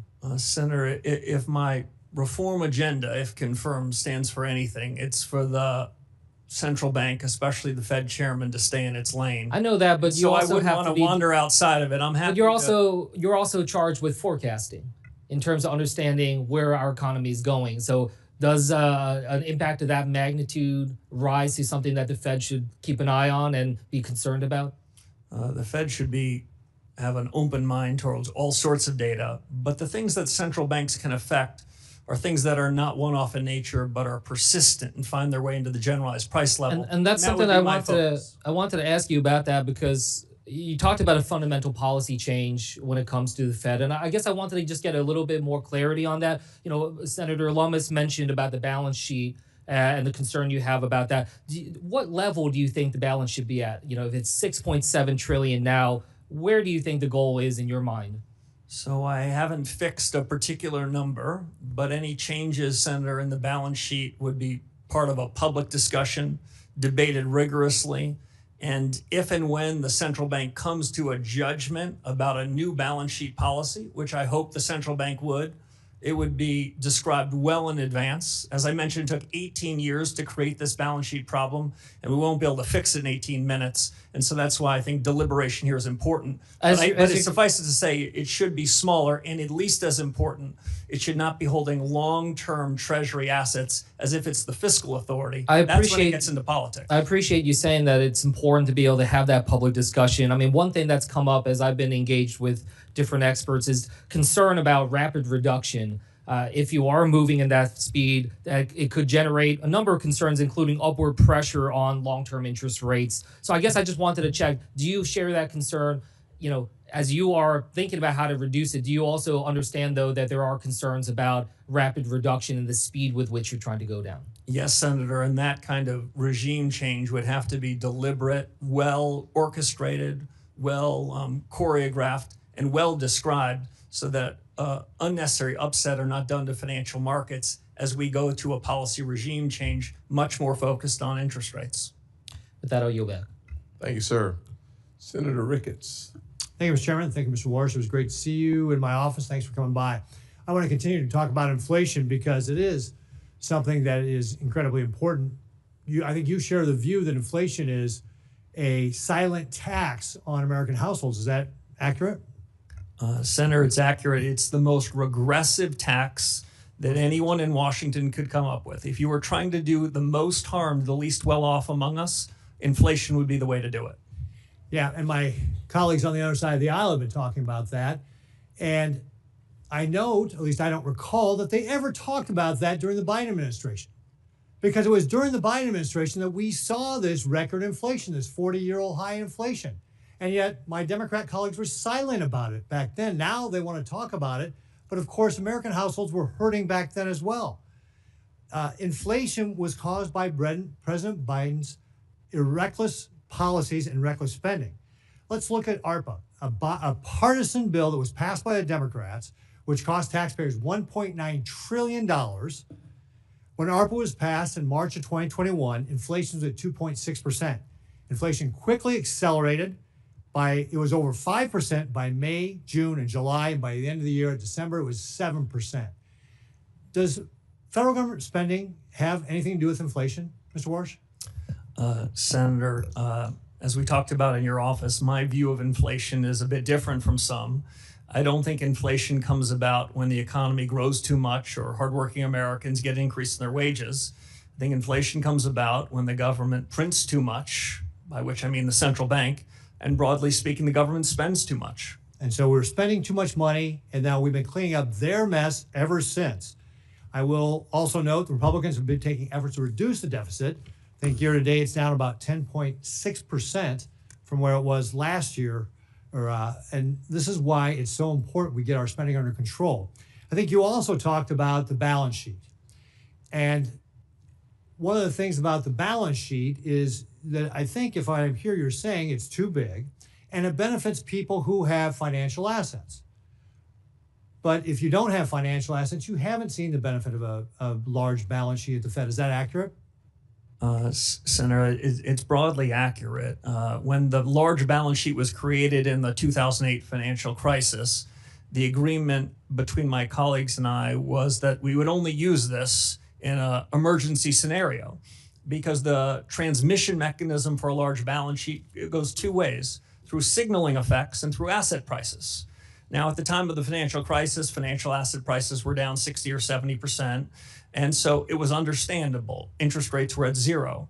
But in the ordinary course, the central bank, an independent body, should not be adopting a set of policies that have that kind of distributional consequence. That's why interest rates are a better way to be setting monetary policy. So if I don't want to put words in your mouth, but just what I hear you saying is let's reduce the size of the balance sheet because that benefits maybe half the American population. And then let's focus on interest rates and inflation so we can benefit all Americans. That if we take interest rates down, that benefits all Americans. You said it gets into the nooks and crannies. That if we get inflation under control, that is how we benefit all Americans.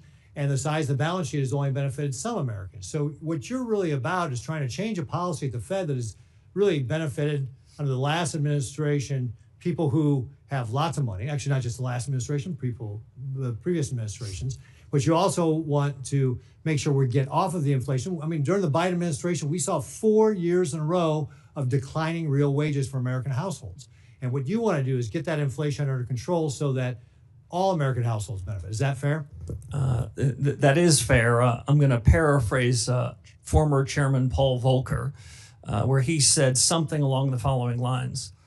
You would need to have a PhD from an elite institution to believe that inflation doesn't have something to do with money. Okay, great. Real briefly, I've only got a few seconds left here, but I'm going to switch topics on you real briefly. Chairman Powell and Secretary Bissett met with leaders of our largest banks recently to talk about advanced AI models like Mythos from Anthropic to identify banking vulnerabilities. That's apparently very good at finding those vulnerabilities. When confirmed, what will you do to modernize the Federal Reserve's internal risk assessments, tabletop or scenario planning exercises to ensure that we can anticipate and defend against the type of emerging risks that potentially models like Mythos could present if used in the wrong hands? I have about 20 seconds to answer that. 20 seconds. Senator, a lot is the short answer. The 15-second answer beyond that is the pace of change in these technologies is accelerating. AI, which I think of really as American ingenuity, gives America a huge head start relative to our competitors around the world, but it's not without real risks and real challenges, and a forward-looking, reform-oriented central bank needs to be on the front end of it. Great. Thank you very much. I look forward to your leadership. Senator Gallego. Thank you, Mr. Chair. How are you? In a 2019 interview with Bloomberg, you said monetary policy is important not for the decision it makes, but for reasons it gives for the explanations. Mr. Warsh, the Federal Open Market Committees, or that the Fed sets U.S. monetary policy through interest rate decisions at those meetings, do you commit to maintaining the current practice of holding a meeting at least once every 8 weeks, yes or no? Senator, by statute, as we talked about in your office, I believe the statute requires a minimum of 4 meetings, but 4 is not enough. So having more meetings than that is appropriate. But I've not even begun to look at the meeting schedules for 2027 and beyond, of course, subject to confirmation. Okay. So then do you commit to holding a press conference at least on the day of the FOMC meetings? Senator, right now, press conferences are held periodically. If you ask me my true personal opinion, right now, Fed chairs and other central bankers around the FOMC, they speak quite frequently. There is no lack of transparency. But I would say this, I think truth-seeking is more important than repetition. Absolutely. If one has a press conference, one wants to deliver some important news. Perfect. So And I to would follow up on that, then, would you commit to taking questions at those press conferences? If a press conference were held, I think it would be incumbent to hear what the reporters of the day had in mind. Thank you. I'm glad, our personal meeting regarding this was very enlightening. Earlier today, you said to Senator Kennedy that President Trump never demanded you to cut interest rates in your job interview. Is that your sworn testimony? That is, Senator. Okay.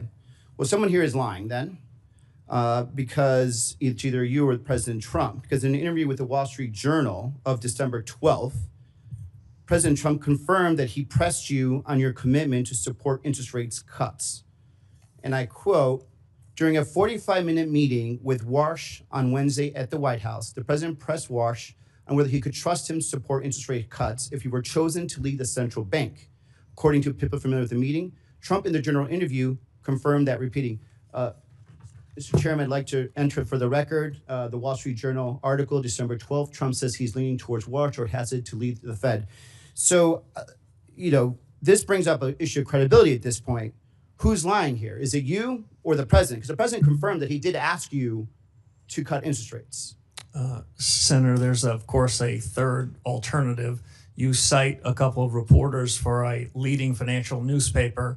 I recall reading that story at the time. Did you issue a correction? I think those reporters either need better sources or better journalist standards. Did you ask for a correction? There are things in the newspaper, Senator, I see all the time that don't strike my ear as correct. So is, in your opinion, that the president then is lying when he said he did not ask you? I can only repeat to you, Senator, what I said to several of your colleagues. So you did not. You right now, under sworn testimony, are saying just to right now that the president of the United States in that job interview did not ask you to cut interest rates. The president never asked me to commit to interest rate cuts at any particular meeting over the period of my tenure at the Fed. He didn't ask for it. He didn't demand it. He didn't require it. And nor would I have ever done so. So if these reporters come back and say do another follow-up on this and they confirm what they heard, what will your response be? Well, my response would be what I suggested to you a few moments ago. As I read that story in real time, I remember thinking they either need better journalistic standards or better sources. So, here's my problem, Mr. Chair and colleagues. And Mr. Warsh, I think you're incredibly qualified.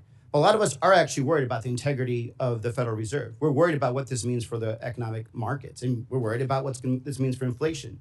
We're worried about your independence, and now we're hearing direct contradictions whether or not you were directly asked by the president to cut interest rates, and you're saying no, and he's saying yes. And I think for a lot of us, there's a question now of credibility. And I think there's a real reason why many of us are not voting no. As a matter of fact, until you verbally spoke to Mr. Kennedy and answered his question, he did not the president did not ask you to cut interest rates, this was not even going to be brought up. So there's definitely right now a true question about who is lying here. It's either you or it's the president. I yield back. Senator, if I might respond? Certainly. Thank you. I take my responsibility to be an independent leader of the Federal Reserve very seriously, if confirmed by this body. I take the integrity of the office and my personal integrity very seriously. And I stand by every word I said. The president never asked me to commit to any such thing, nor would I ever do so. Mr. Banks. No, sir. Thank you, Mr. Chairman. Governor Warsh, congrats on your nomination. As we spoke about during our meeting in my office, I strongly support your nomination and look forward to voting for you to be the next chairman of the Federal Reserve, and it can't happen soon enough. One policy area that we strongly agree on is the threat that China poses to America's economy.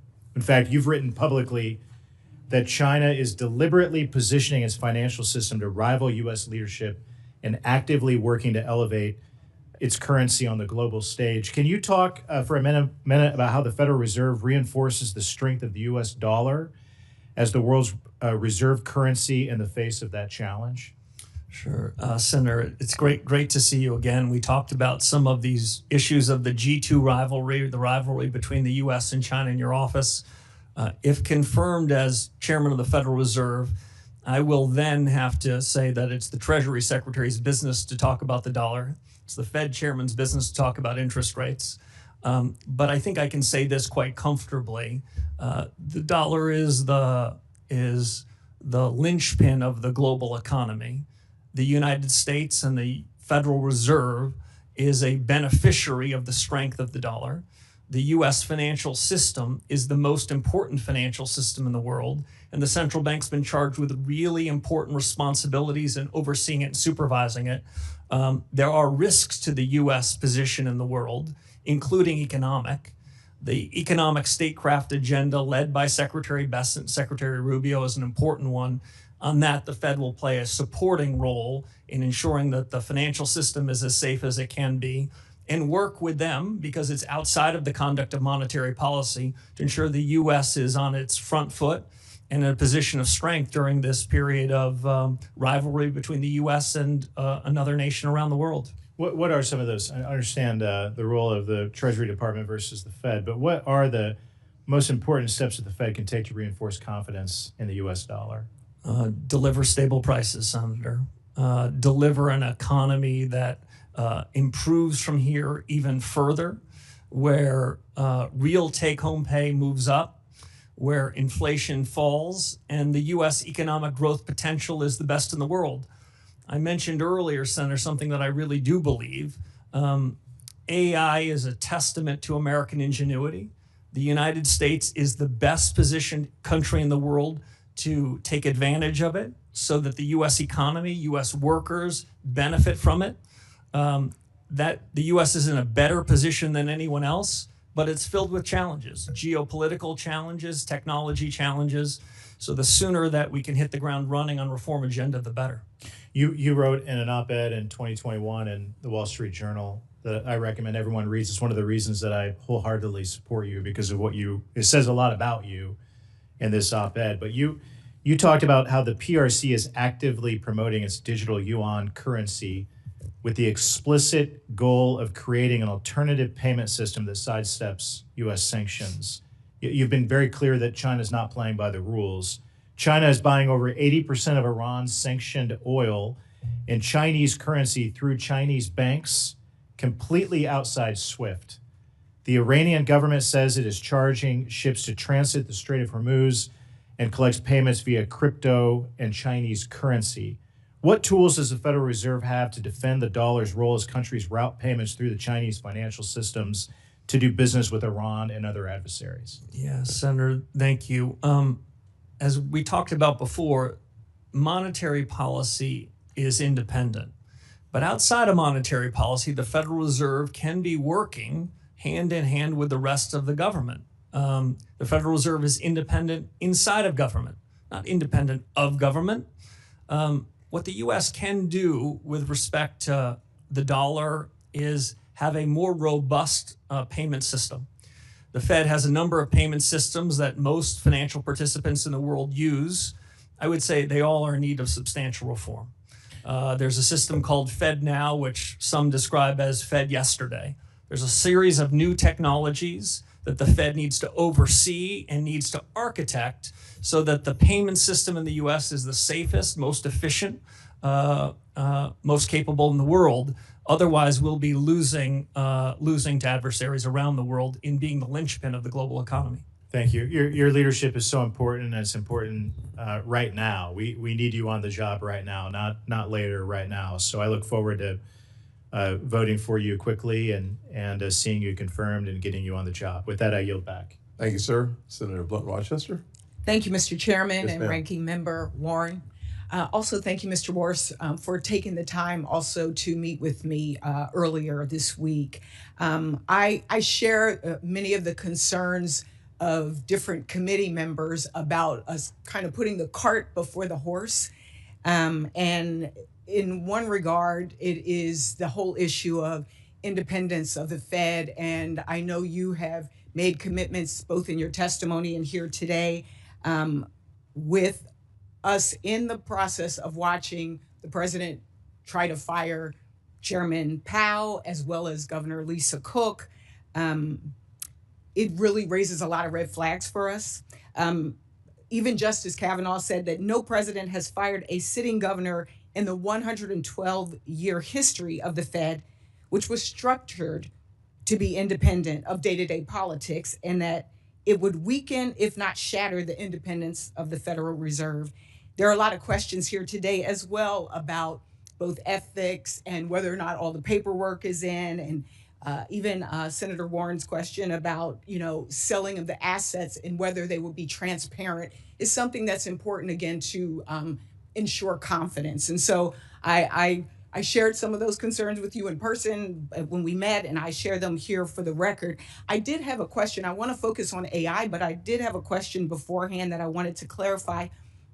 You mentioned your desire for reform as well as regime change at the Fed.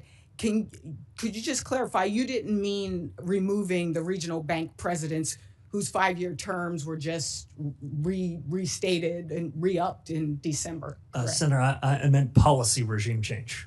Got it. So for the record, we're not looking at regime change for those 12 board presidents. I want to jump to AI because it's probably one of the number one issues that I hear about in my state. I'm former Secretary of Labor in Delaware. This is something that I asked Chair Powell when he was here as well about. A lot has happened in a year. And one of the things you have characterized this as the most productivity enhancing wave of our lifetimes, past, present, and future. You have described it as structurally disinflationary, and that central bankers must make a bet. I'm in the camp with Senator Kennedy. I'm concerned about us making a bet on something that we know, you've said it, Chairman Powell said it, we don't have the data to even understand yet.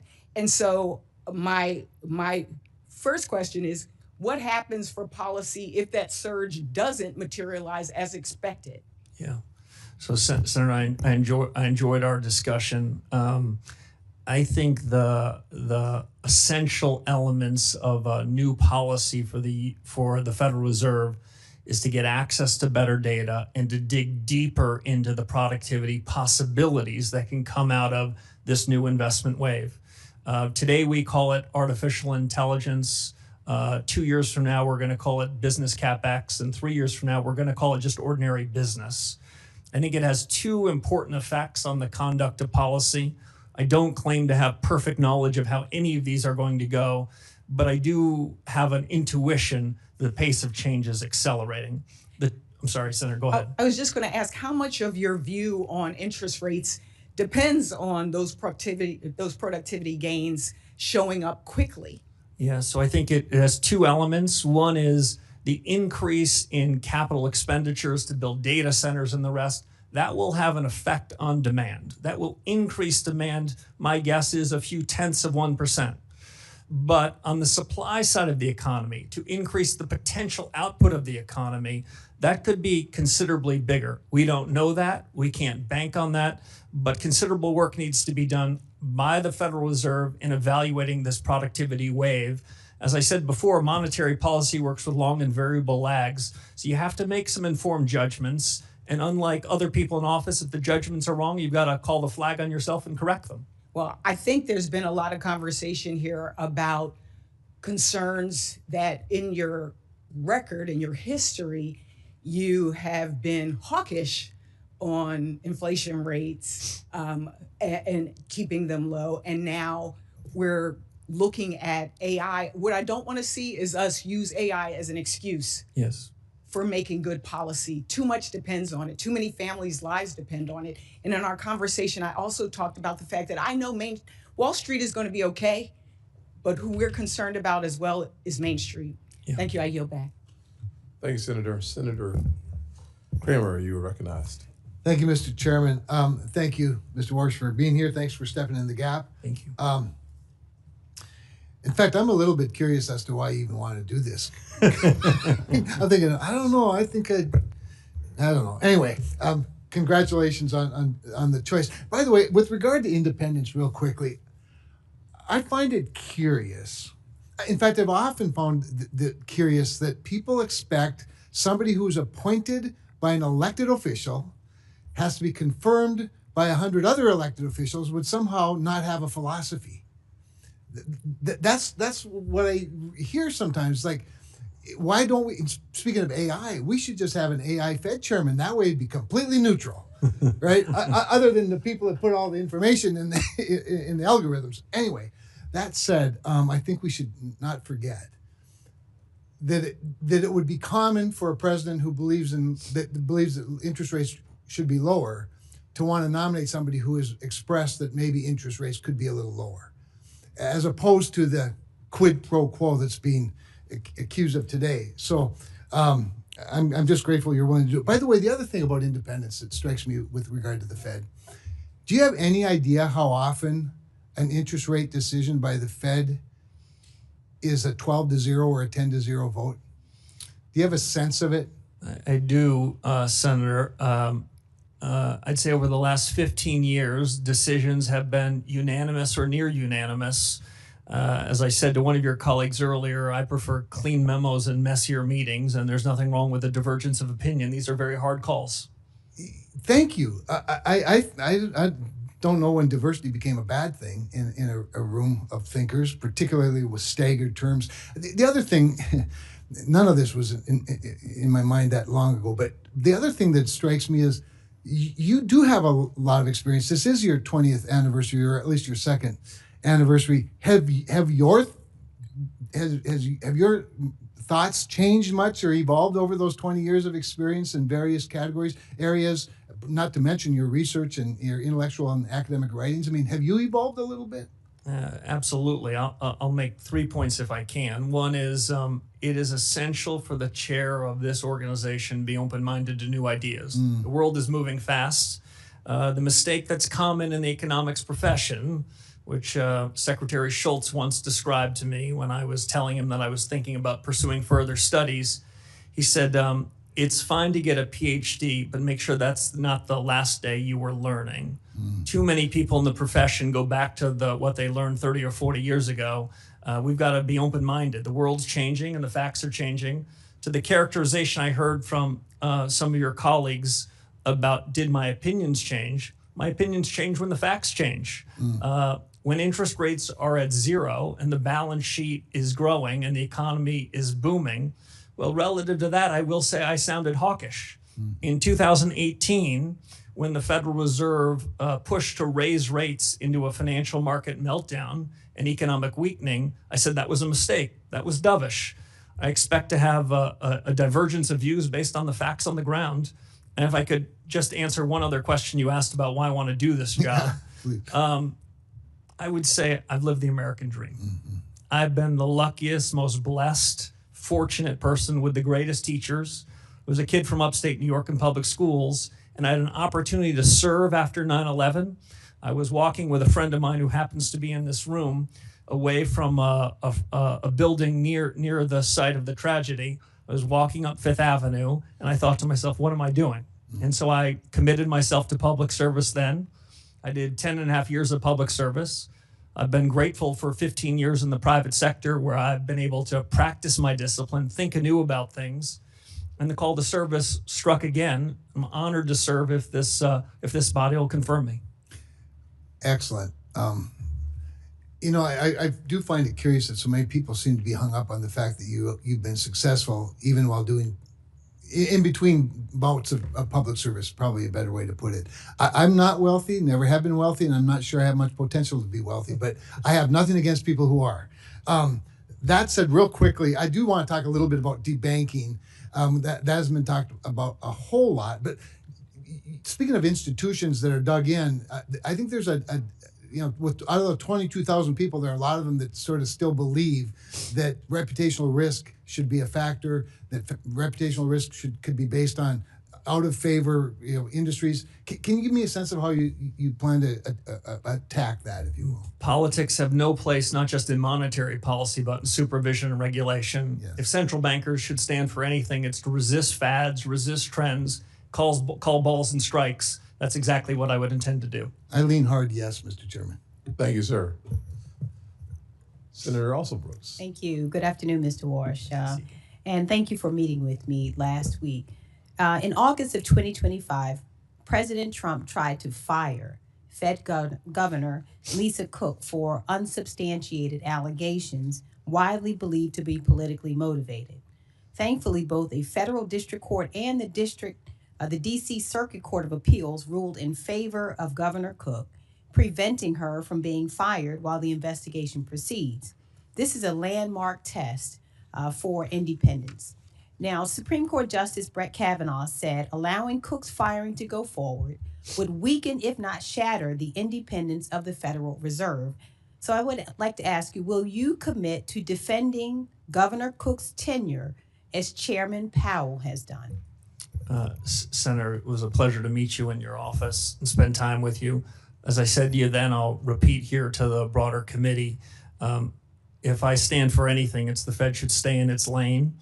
As I understand that matter, it's pending before the United States Supreme Court. I think it's inappropriate for me to weigh in on that, especially because in the event that I am confirmed, I could be a party to that matter. Well, I disagree with Mr. Warsh. I disagree with you. This is your future colleague who was confirmed by both this committee and this Senate to serve her country. Chairman Powell has defended her tenure, and your answer to this is you will not defend her. Is that correct?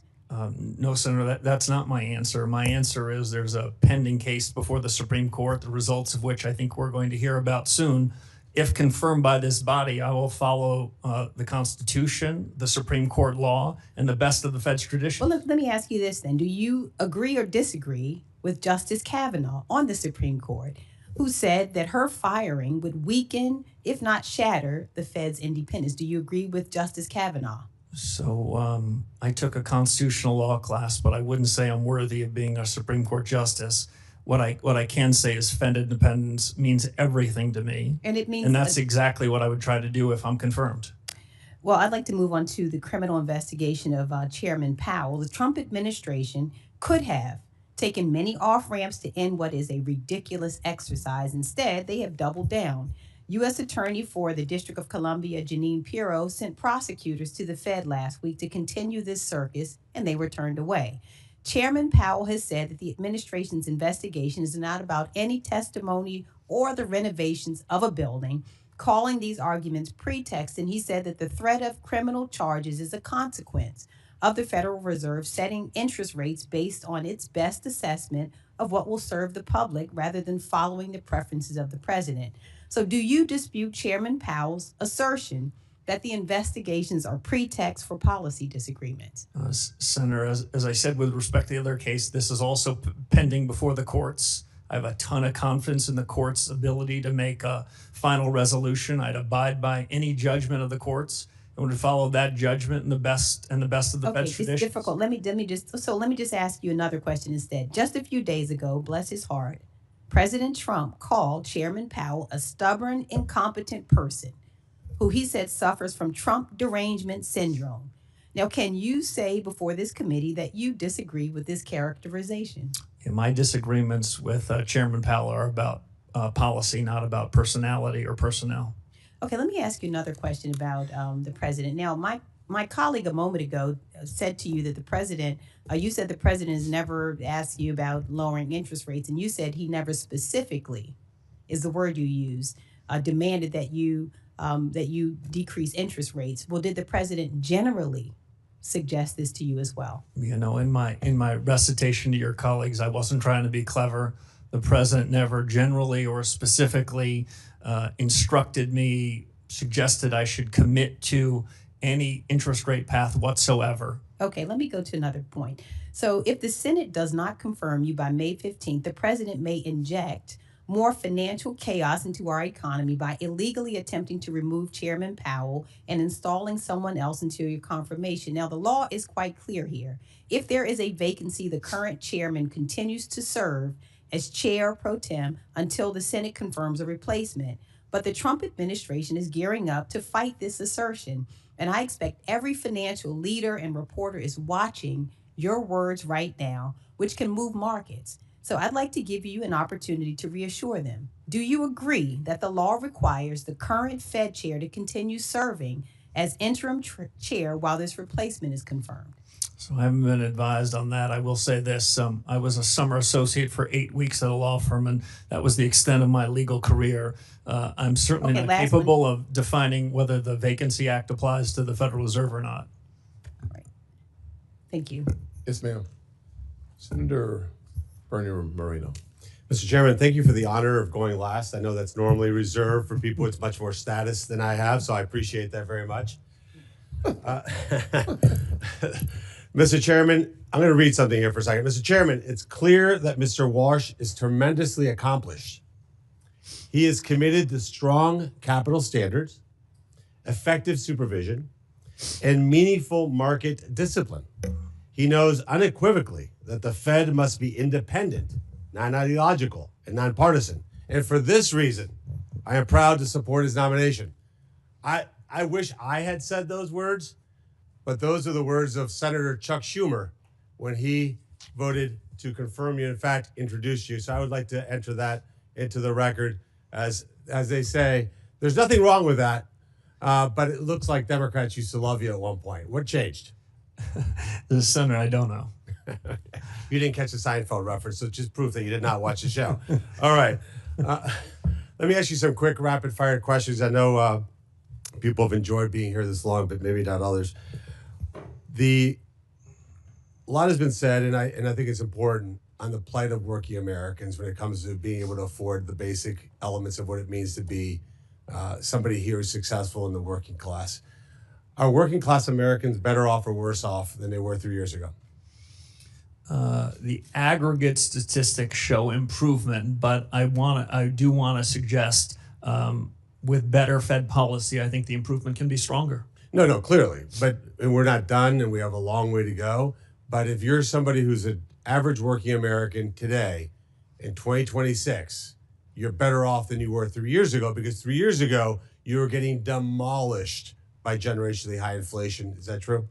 The trajectory on inflation is improving, but there's more work to do. And one of the key parts of why I'm supporting you is because a total and complete focus and understanding that the interest rate tool is the tool that allows you to help working Americans much more than the balance sheet tool. Would you agree? Yes, Senator, I do. All right, perfect. Let's move on to central bank digital currencies. Do you agree that the Federal Reserve has no legal right to issue a central bank digital currency? Senator, I agree that they don't have the right, and I think it would be a bad policy choice. Somebody just put an exclamation mark on that. Under your chairmanship of the Federal Reserve, you will not have the Federal Reserve explore or in any way move towards a central bank digital currency. If it's within the power of the chairman of the Federal Reserve, I agree with that statement. Perfect. Let's shift over to AI. A lot has been said about that. And I worry that some of my colleagues don't feel that this is quote unquote real or happening as quick as it is. It is happening insanely fast. In fact, would you agree that it could lead to an employment shock, especially for entry-level white-collar jobs? Senator, I agree with you on the pace of the technology revolution. I've had to update my own priors versus 6 or 12 months ago as I've seen the rate of improvement of the models. Senator, the way I describe it is this: I am more confident that there will be improved output than I am certain about when the effects of that would be on the labor market. I basically believe in the following good economic tenet, which is described as the lump of labor fallacy. And we tend to think in economics, there's only a fixed number of jobs, and we've got to fill them every day possible. The labor force, the structure of the labor market changes. The jobs that will be created 2 or 3 years from now, some of which are unimaginable to us today. But the lag between the improvement in output and the effect on the labor markets, that's got to be central to the Fed's thinking, given the pace of innovation in this cycle. And this concept of price stability plus maximum employment, that maximum employment piece is problematic when policymakers open our borders and let tens of millions of people come into this country illegally. Is that not correct? I'm gonna let you guys handle immigration policy. I'm gonna have plenty on my plate if confirmed. But adding 10 to 20, 30 million people into the country when you're trying to make certain that everybody here has a job is problematic, correct? The central bank takes the labor market is as it is, and that's a function of policies you and the administration put in place. It's not our place to be opining on that. Okay. And let me just add one last thing and more to your wife. How did you get so lucky to have a guy that's so romantic that on Valentine's Day of 2006, he brings you to a Senate hearing? I mean, you set a high bar for all of us. Look, I'm going to ruin the suspense for everybody. You're going to be confirmed. You're going to be the Federal Reserve Chairman. And most importantly, you're going to do an incredible job. And I'm honored to be able to have been part of that process, and will vote for you resoundingly. Thank you, Senator. Well, that concludes the question and answer portion of today's hearing. I'd like to thank our nominee for testifying before the committee today, and thank you for your willingness to serve our country. For senators, all follow-on questions for the record must be submitted by tomorrow, April 22nd at noon. And for you, the witness, please respond by Thursday, April 23rd, 1 p.m. to the written questions you receive in order to facilitate this committee promptly processing this nomination when it comes. With that, this hearing is adjourned. Thank you. Thank you, sir. Yes, ma'am. All right, bye. Whoa.